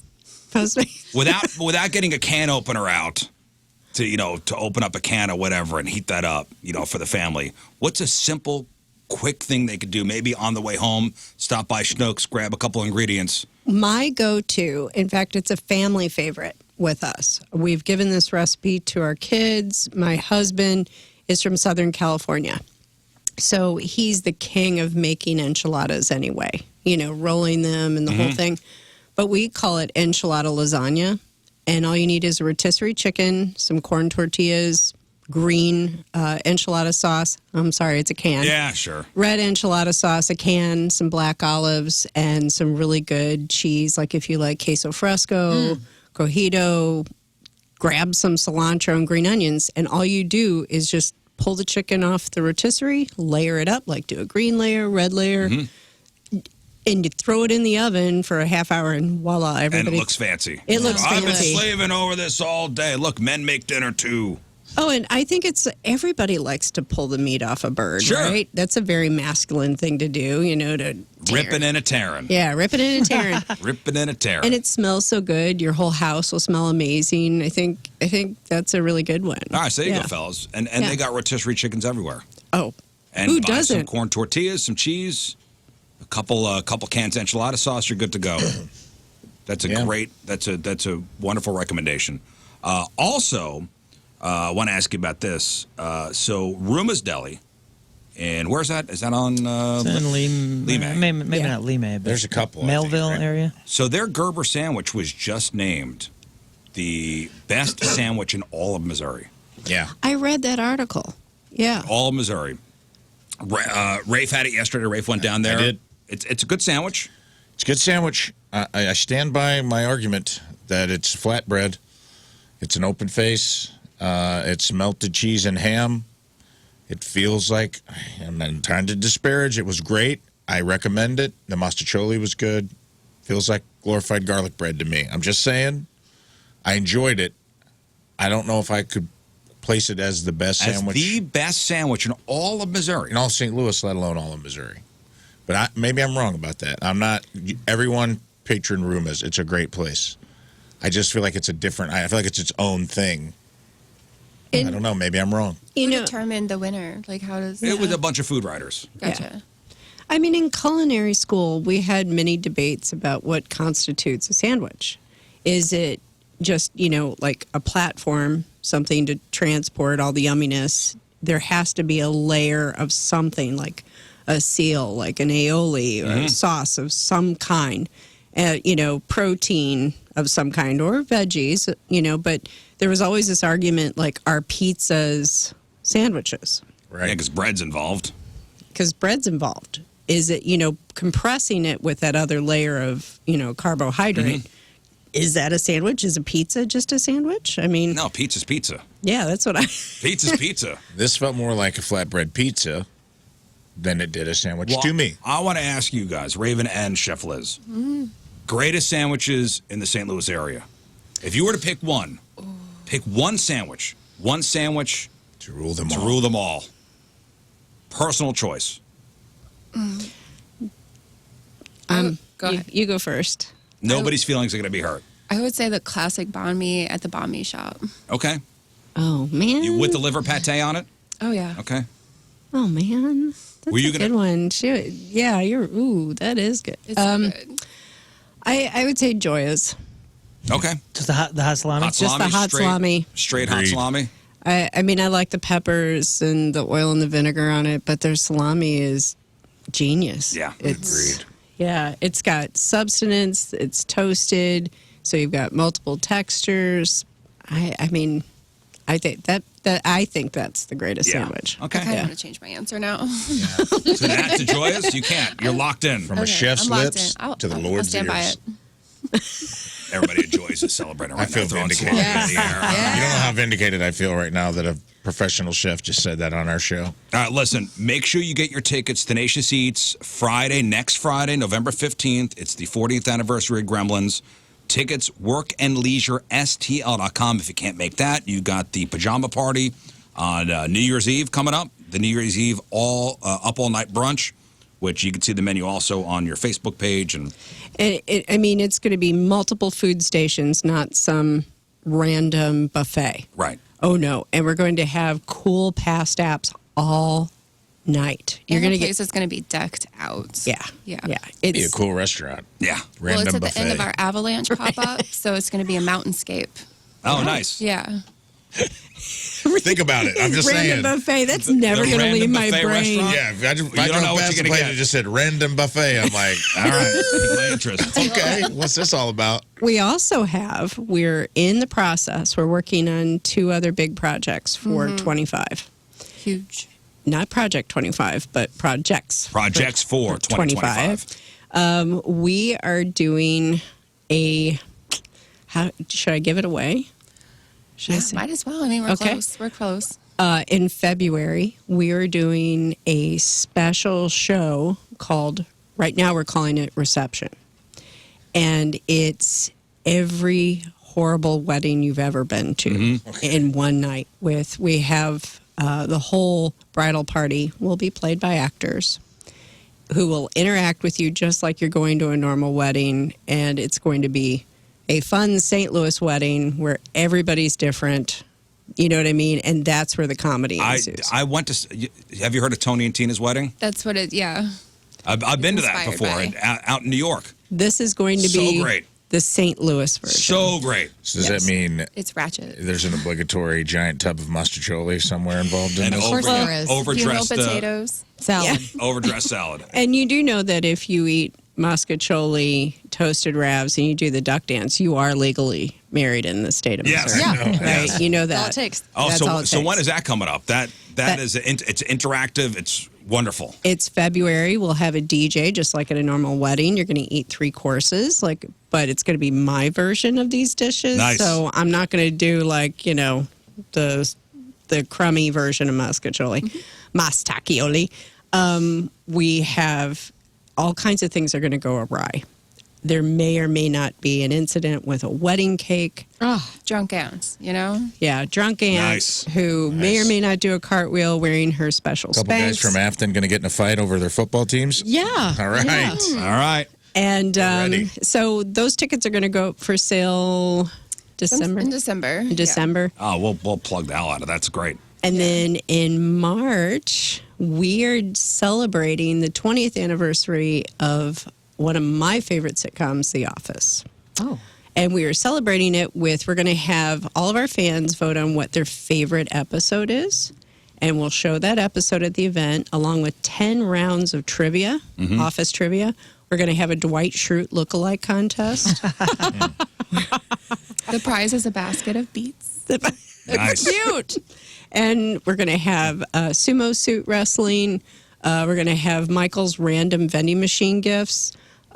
We have a boxed lunch, like a corporate event. Yeah. It'll be your boxed dinner, compliments of Tenacious Eats. And Work and Leisure is going to have an amazing lineup of corporate cocktails for mandatory fun activities, if you remember that episode. So we're also going to be working with Bissinger's Chocolate. They're coming in to help us with some events. So I'm really excited. All right, so that's coming up in March. Yeah. Got a lot of stuff going on. You're so fun. and very delicious. busy. And delicious. All right, make sure you get your tickets for the 40th anniversary of Gremlins next Friday, November 15th. WorkandLeisureSTL.com. Chef Liz, Raven, always welcome here. Thank you so much. We're going to eat those Scotch eggs right now. Get in my mouth. And have a couple, 2-3 drinks here. All right, it's 8:42. All right, we'll take a break. We'll come back. Let's give away some stuff. You know, quick contest. Fake news of Florida next. 314-624-3833, 618-398-3833. You're listening for Soundgarden today. If you hear Soundgarden, make sure you open up that Point Mobile app and tap that app. If you don't have the Point Mobile app, you're stupid. Make sure you download that in the App Store. Soundgarden today from now until midnight. If you hear a Soundgarden song, open up the app, tap Learn's face, chance to win $1,000, and your chance to co-host the show one morning. All right, speaking of free stuff, we're playing a simple game. It's called Fake News or Florida. All right, here's how it works. Rafe is going to read you a headline. Correct. All you have to do is tell us if the headline is something from the news out of Florida or it's something we made up. 2 out of 3 right, you win your choice of tickets. Cold War Kids next Monday, the pageant. We got tickets for the Ho-Ho Show with Letdown Friday night, November 29th over at the Blueberry Hill Duck Room. We got tickets to go see Steve-O live at the Factory next Sunday, November 17th. And we got tickets for Moon's Punk Rock Christmas. Saturday night, December 7th, over at the pageant. All the Ho-Ho shows are brought to you by our friends at More Choice Jewelry. So, if you want, Moon is your lifeline. You know I'm in good this at game. this. I've been to Florida. So you could toss it to Moon. Moon's been to Florida a lot. He's Mr. Florida 2024. Mr. Florida. Whoa. Mr. Florida. Hey, don't be shy. Hey, don't toot my horn. Moon's over in Miami. Yeah. He was just there. So if you want to use Moon as a lifeline, you got it. 314-624-3833, 618-398-3833. Let's go to Tiffany and Gerald. Good morning, Tiffany. Good morning. All right, Tiffany, let's play Fake News or Florida. 2 out of 3 right, you win. Good luck, Tiffany. We are live from the Rizzuto Show newsroom. And I have breaking news, Tiffany. A Tampa man was arrested after punching his daughter's teacher at back-to-school night. I'm going to say that's Florida. You're going to say that's Florida? Ooh, that was fake news. Tiffany, next. Here we go, Tiffany. Breaking news. A West Palm Beach woman was busted for grand larceny after stealing a pony at a child's birthday party. Oh, my gosh. Well, I want to say Florida. That sounds like something somebody from Florida would do. All right, Tiffany, show me Florida. And we say goodbye to Tiffany. Bye-bye, Tiffany. That's a shame. Let's go to Benjamin in Centralia. Good morning, Benjamin. Hey, good morning, everybody. And Riz. Oh, What's you up? jerk. All right, Benjamin. Fake news of Florida. All right, good luck. This just in. A Vero Beach man was arrested after he broke into a home, got naked, and cooked spaghetti. That sounds like a good day. I'm going to say Florida. Show me Florida. Oh, that's Florida. All right, 1 for 1. Next. A Martin County man who was stopped for erratic driving told police his dog was behind the wheel. Here, this just makes me not want to go to Florida now. Right?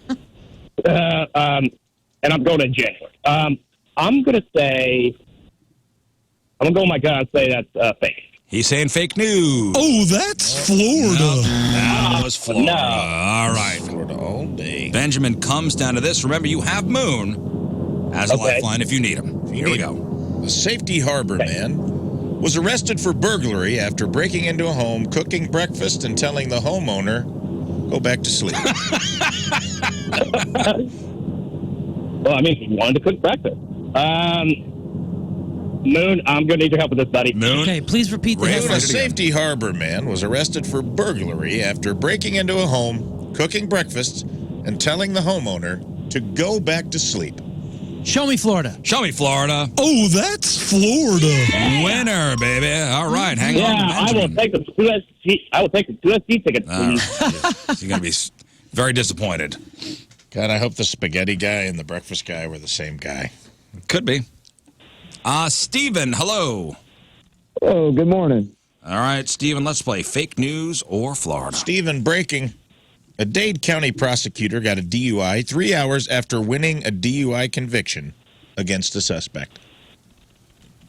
Let's go fake news. Shall we fake news? Yes, fake news. Good. Damn, dude. Good eye. It was 2 hours. A Pensacola mother was arrested for drug possession at back-to-school night after a bag of methamphetamines fell out of her purse. Moon, take it home. Okay, please read it repeat. again. A Pensacola mother was arrested for drug possession at back-to-school night after a bag of methamphetamines fell out of her purse. Oh, man. I've been in Pensacola a time or two, so I'm going to go. Show me Florida. Show me Florida. Oh, Fake news. You go. dang, All right. it felt right. I'm sorry, Steven man. comes down sorry, to Steven. this. It felt right. Steven. Breaking news. A Tallahassee dog walker lost his license after 2 yellow labs tested positive for marijuana.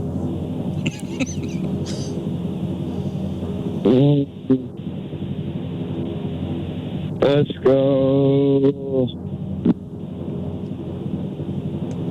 Fake news? Show me fake news. Yeah, Yeah, fake news. you didn't need me. Fake news, Steven. Hang I on. feel much better. Steven That's fake, dude. is a winner. All right, let's go to Rich in Owensville. Good morning, Rich. Morning. Happy birthday, Riz. Thanks, buddy. All right, here we go. Rich, this just in, a Bradenton man was arrested for assault after hitting a mechanic with a golf club because he was fixing his car too slowly. Florida. Oh, that's Florida written Florida. all over it. Yeah, Okay, dude. that happens every other month. God, might as well just give him the answer. So that's the old Meineke 8 iron, I mean, right? Come on. It's the Meineke way, yes. That's right. An Oakland Park man attacked his neighbor with a samurai sword after he knocked over his garbage can. Fake news. Oh, that's Florida. Man, they keep the swords in the golf bags. No, you know, every Florida home comes with at least one samurai sword on the wall. It's decoration. David Lee Roth comes to every home in Florida on Christmas and leaves a samurai sword for everyone. People don't know that. Yeah, outside of Japan, Florida is the number one samurai 100%. sword It's not even close. buyer. No. All right, comes down to this. An 18-year-old Miami man was busted for trying to buy beer using an ID that belonged to a 91-year-old man. All right, Moon, you got this one. Yeah, I don't see it. Go ahead. Repeat. Boone, an 18-year-old Miami man was busted for trying to buy beer using an ID that belonged to a 91-year-old man. Show me fake news. Show me fake news. Yes, fake Yeah. news. All Check right. that Thank one you, out. Moon. You're Hang welcome. on. All right. Rich is a winner. All right. If you're having extra trouble, you could always defer over to Learn, Moon. Oh, okay. Moon's got a lifeline that's That Learn. one I felt confident in. And I don't even Because want repeats because I just Yeah. feel the energy. And Learn, if you're feeling like you don't know, defer to me. I have the papers. Okay, great. So I feel like Thank you. Florida's a place where they're pretty lax on ID checking. Yeah. I got the feeling that they're not like, They don't let check me see IDs your down ID, there. sir. Cassie, hello. Good morning. All right, let's play fake news or Florida. Cassie, this just in. A 71-year-old Gulfport man was arrested for squirting his neighbor in the face with a water gun that was filled with his own pee. Oh my goodness. Let's go with fake. Show me fake news. Oh, that's Florida. So that sounds Dang pure it. Florida. That's the Florida Super Soaker. baby. Pure Florida. All right, Cassie. Next. 2 West Palm Beach men were arrested for dumping gallons of raw sewage down the city's manholes. Moon, can you help me out? Moon, 2 West Palm Beach men were arrested for dumping gallons of raw sewage down city manholes. Well, hell, it belongs there anyway. Show me Florida. Oh, that's Florida. Yep. Good call. Okay. Giuseppe and Todd. Now. Everybody knows those guys. Cassie, you're on your own here. All right. Cassie, an 85-year-old Jacksonville woman, was arrested for domestic violence after hitting her husband with a toy pirate ship. I think that's Florida. Show me Florida. Oh, we say goodbye to Cassie. Man. All right, final contestant, Shane in Arnold. Good morning, Shane. Good morning. All right, Shane, here we go. Final contestant, fake news or Florida? Shane, this just in.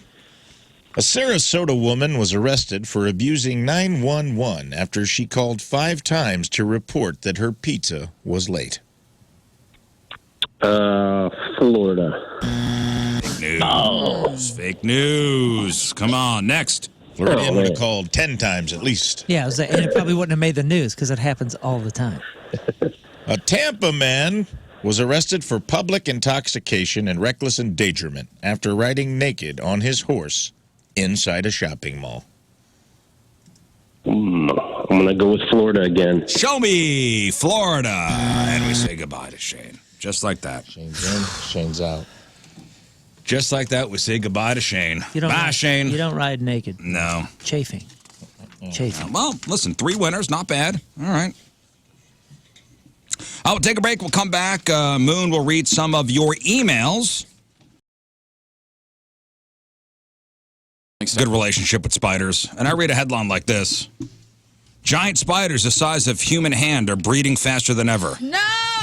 It's like, That's awesome. Just end What? this. Like, Can we just hand. end the world? Dude. I can't deal. Get you a little jumping spider pet. I'm telling you, it'll change your whole view of it. What kind of? I take spiders out. I really do have compassion when I find them in my home. I get this stupid glass and a piece of paper, and I do the whole thing, and I carry it outside, and I scream the whole time, you Yeah. know, as you do. What are we supposed to do? Get a big-ass bowl? I can't deal with hand-sized spiders in America. now you shoot them. High five. Telling you, man, those little, Yeah, high those five little- 'em. Those little jumping spiders, you get one for a pet, they only last about a year. Ours went almost over a year and a half. But like either way, it's a short-term commitment, and you realize they kind of have like this little personality to them. Do we just need to get a tarantula in here and hold it? No. I didn't say anything about a tarantula. I have no experience with How does a tarantulas. spider have a personality? It does. I'm telling you. Are you just There are like really cute looking at jumping it spiders on and going, TikTok. you're thinking? No.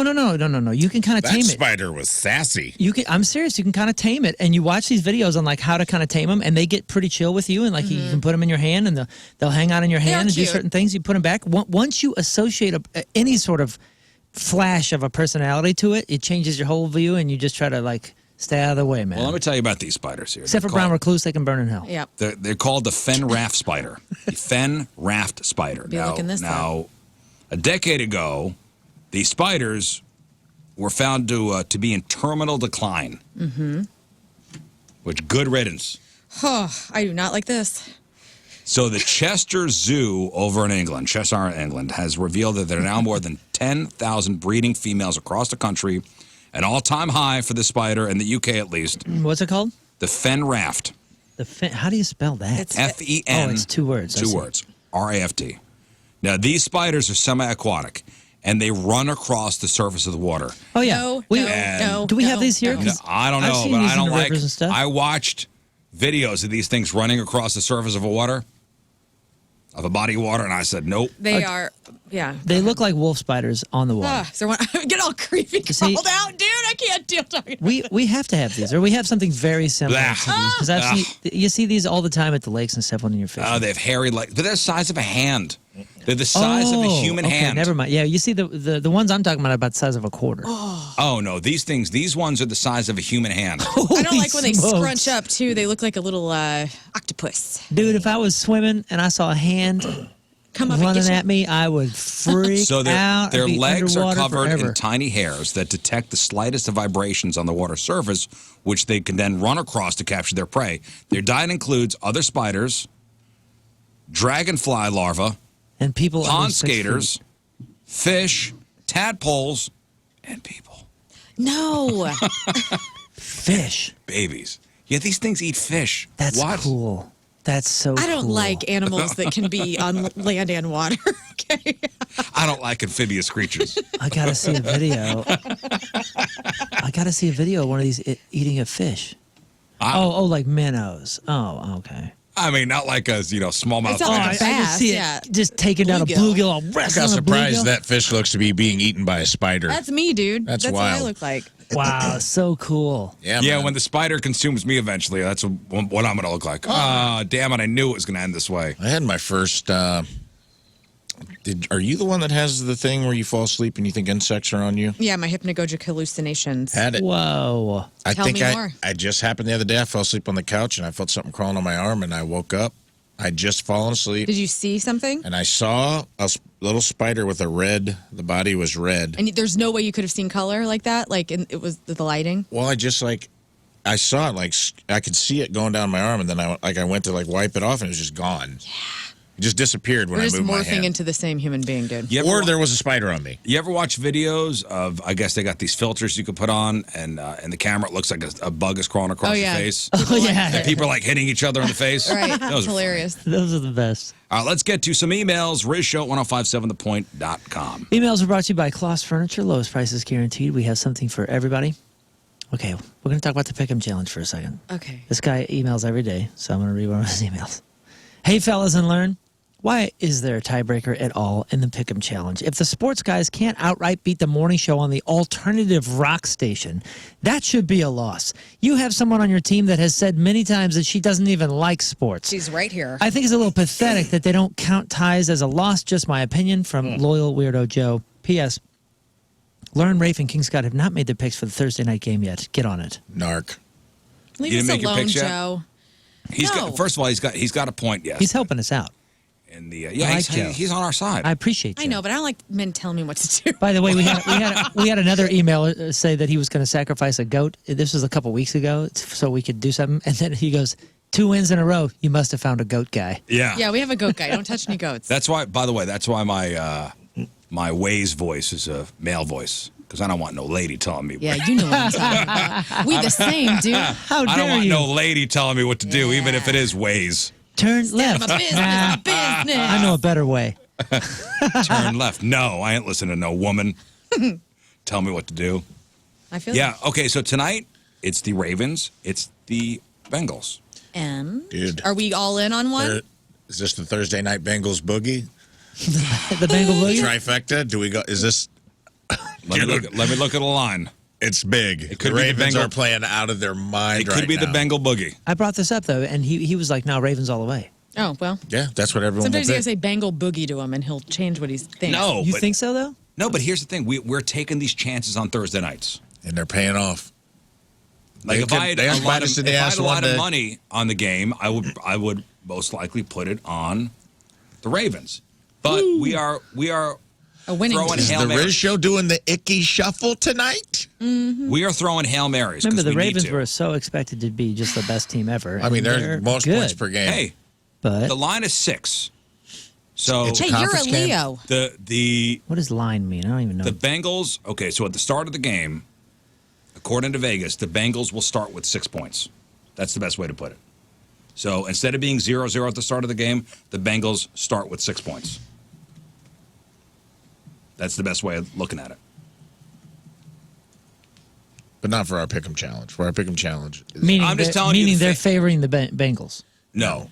Bengals plus 6 means like if you bet on the Bengals and the Ravens win by 3, you still win Oh, I see. because they didn't cover the spread, which is 6 points. So if you bet on the Ravens, they need to win by more by than more six. than 6.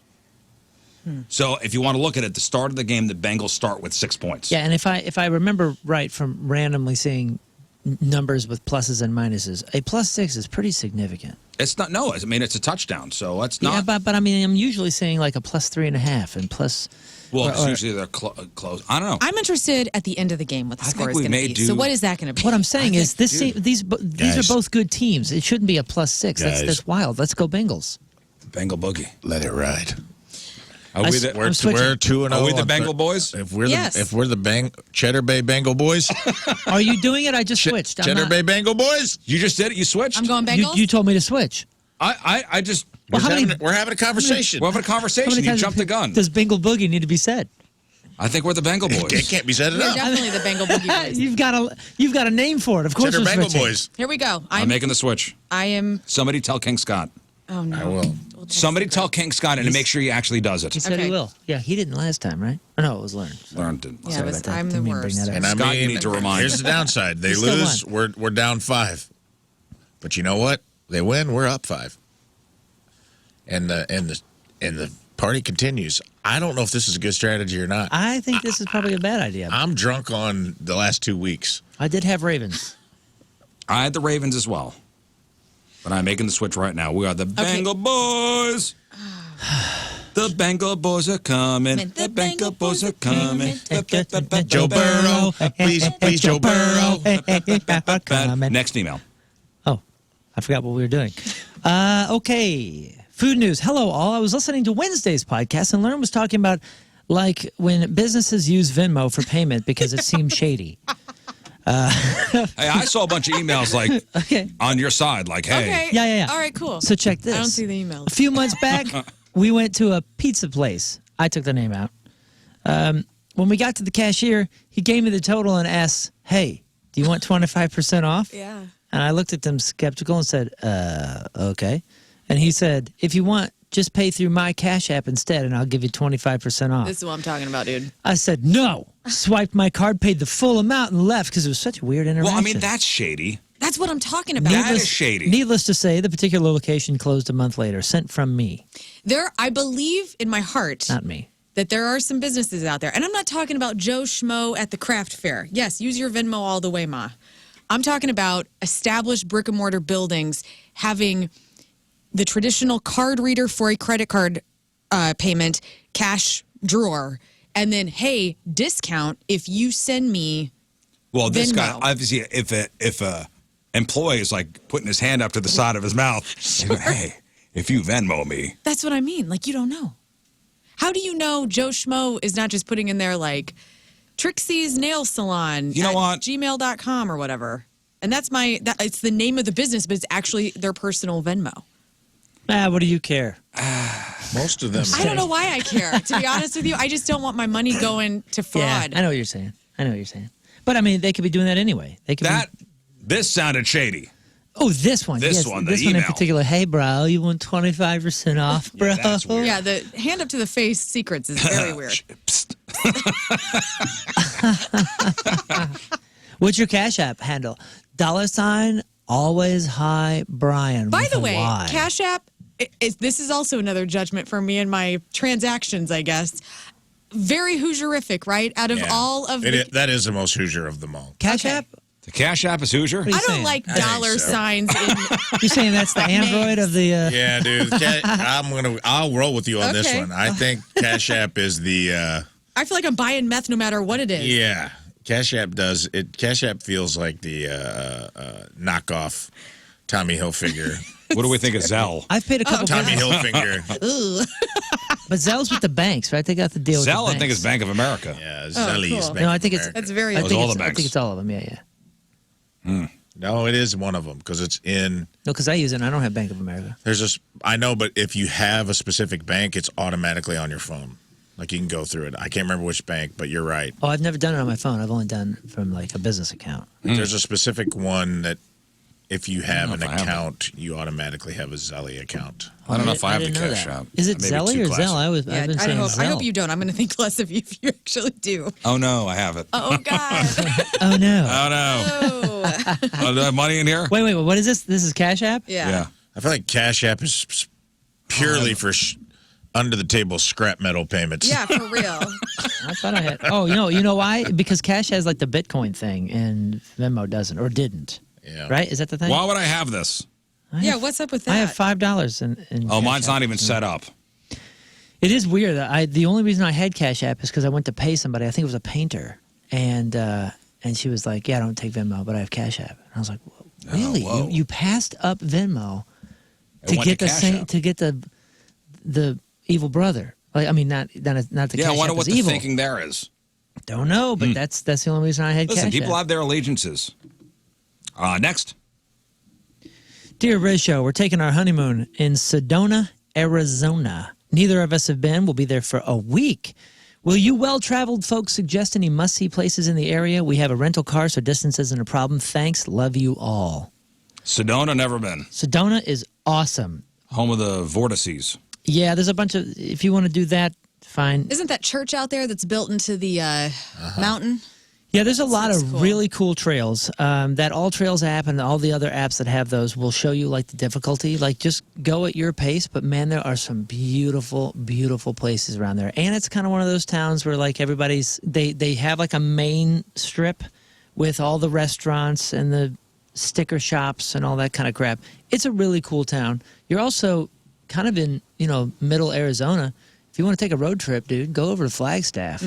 And see the Grand Canyon and all that. You're going to be there for a week. Maybe take a day and do like a full-on road trip. Yeah. Because you're close enough. Sedona's sick, and it'll always be there, and there's only so much you can do it because it's really small. But here's the other suggestion I would have. If it's the right season, rent a convertible because it's one of the most beautiful areas to drive through with no roof. All right, one more. Okay. That was the last one. Have a great day. I was catching up on podcasts, and you guys talked about partners having kids that the other partner didn't know about. That happened to me when my ex-husband and I got together. I had known about his children with the previous wife, and after we were married, I had heard from others that he may have had another child, not from his ex-wife, so I asked him about it. He denied. A year later, he was sent child support papers on the child that he didn't have, supposedly. Oh, wow. This was the beginning of a failed marriage. He couldn't deny paying the child support, but he never acknowledged the child's existence. Still doesn't to this day, which I could not be on board So with. he was paying for the kid. He just wouldn't acknowledge the kid. Yeah, he had to, and then he wouldn't acknowledge the kid. So in his court life. order pay, but wouldn't recognize the kid as his own. Yeah, we later wound up getting divorced because the other lies and the cheating. All around winner, that one. Love the show. Learn you are my people. Keep up the great work sent from my iPhone. Well, that Love sucks. them. I mean, you think you know somebody, right? Yeah. That sucks.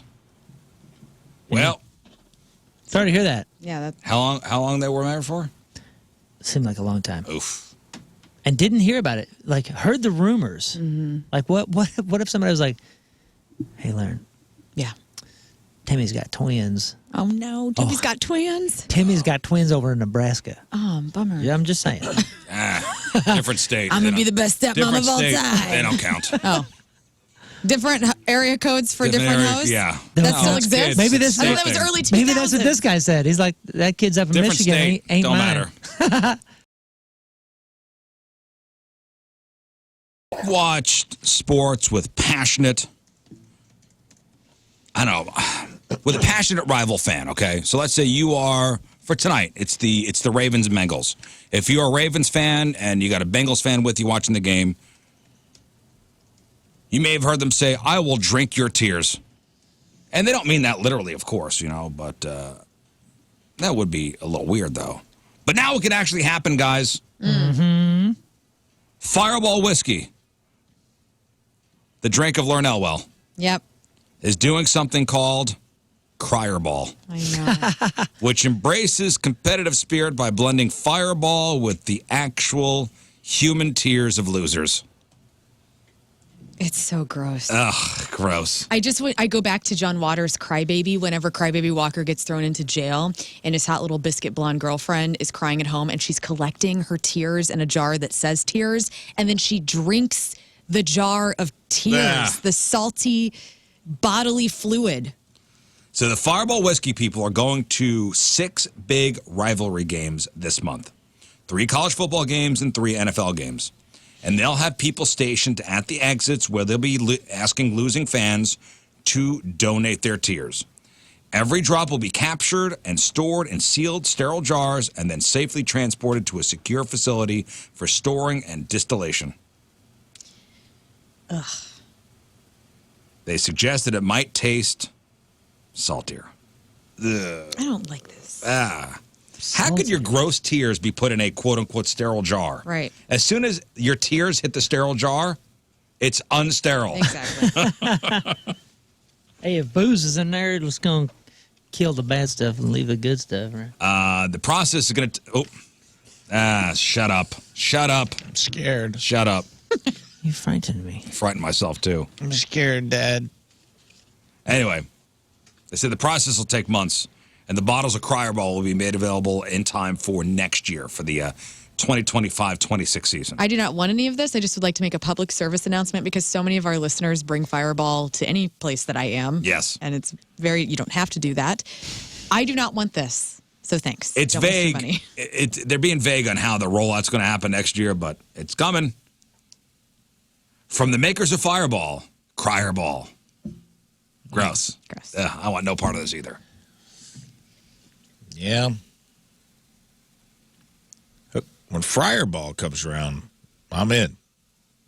What's that? Just old fryer oil. Old fryer oil, yes. Okay. that good you're French all in fry for, taste. All Put right, it now, in there. Now you can do it. All right, thank you. Moon, what do you got? Sports brought to you by Jack and Coke, the popular cocktail, now available in ready-to-drink cans. Cardinals are electing to move Wilson Contreras, our catcher, to the field to clear playing time for a pair of young players. Contreras is going to split the majority of his time in the coming season at first base or DH. Lauren, what are your thoughts on this? I want your hot take. DH. Wilson Contreras. Designated That's hitter. a hot take. Right? DH is designated hitter. Yeah. Why are we talking about this? Baseball's over. So, Wilson Contreras, who plays catcher for the Cardinals, they're moving him to first base, and he made DH a little too. He'll probably be great at it. Okay. You've heard it here first. There you have it. Mozeliak, quote, said, having him play more first, more DH, by doing so, we think from an offensive standpoint, it strengthens us. Our medical team recommended it. If he really wants to extend his career, they feel it's best for him. Well, his knees. Yeah, exactly. Ivan Herrera and Pedro Pajes will be catching tandem for the Cardinals, pending an unexpected or yet to develop trade. But that's big news. All right, yeah. Going around. They brought him over to catch after Yachty, so. One day, I don't know if you guys saw this, but one day after he was taken to the hospital following being hit in the neck by a puck. Nuts. No, in the neck. Much worse, actually, because it's a bit more life-threatening. Dylan Holloway was back at the Blues practice facility Wednesday and said he hopes to play Thursday against Utah. Now, Holloway was taken away from the bench on a stretcher during the first period of the team's eventual 3-2 win over the Lightning after a deflected puck hit him right in the side of the neck about 2.5 minutes left in the period. He finished his shift and returned to the Blues bench, and then he received medical attention at the stoppage, and they actually stopped the period. Yeah, there was a minute 11 left, and they sent everybody off the ice. They finished the period after the Zamboni cleared the ice right before the second period started. Yeah, Riz said that he saw a video. You were watching a video, and he had that oh my gosh kind of emergency look on his face. He got back to the bench, and his eyes widened, and he passed out. So Holloway said that the puck actually hit his vagus nerve, which controls heart and blood pressure. According to the Cleveland Clinic, if your vagus nerve becomes too active, it can cause your blood pressure to just plummet, drop. The drop in blood pressure can cause a person to pass out due to lack of blood flow to the brain. It looks like that's what happened. Shohei Ohtani went under the knife on Tuesday to repair a torn labrum. This has been going around a lot because his injury was a bit worse than the Dodgers let on during the series.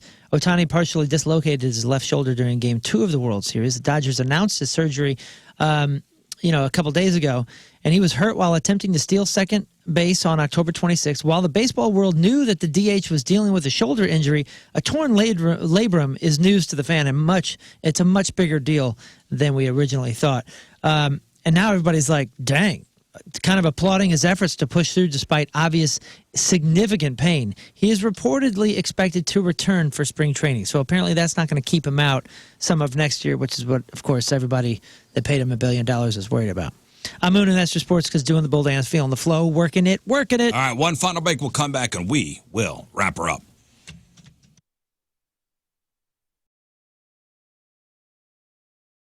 Thank you all for tuning in. Make sure you check out the clip of the day brought to you by Moritz Royce Jewelry. Also, make sure you're listening for the band Soundgarden. Mm-hmm. When you hear Soundgarden, make sure you pick up that Point mobile app, open her up, see Lauren's face, tap her face, and you have a chance to win $1,000 and a chance to co-host the morning show. Moon, today's podcast is titled Dad Died in the Chimney in a Santa Suit. Uh-oh. Yes. All right, what else you got? Punk Rock Christmas, December 7th, coming up, 3 p.m. and an 8 p.m. show. It's only a month away, so make sure you get your tickets. It is a month from today. That's crazy. I'm so freaking excited. And we did a video a couple days ago, and I can't wait for you to see it. All right. Punk Rock Christmas in 1 month. Follow me on the socials at Moon Valjean Music. Learn. Just follow me on the socials at Learn versus Radio. My band is playing this Saturday from 2 to 5 at Copper Fire in Belleville. It's our last show of 2024. And if you can come out, that's great. If not, no worries, pal. All right. That's mighty kind of you. Thank you. Rafe. At I am Rafe Williams on all the socials. If you are in the Springfield, Mo area, Central Missouri, Eastern Missouri, I'll be at the Blue Room Comedy Club Friday and Saturday. 3 shows, 1 Friday, 2 Saturday. Get tickets at blueroomcomedy.com. All right, tomorrow we will crown the Craigslist Freak of the Week, so make sure you vote on that. Rafe's In Memoriam, Friday Fail Stories, and more. All right, we'll leave you with a selection from our Teamers Member of the Day, brought to you by Hot Shot Sports Bar and Grill. From Fenton, Robbie Damrich is our Teamers Member of the Day. And Robbie wants to hear this song, and here it is. Have a great rest of your day. We'll see you tomorrow. Bye. Bye.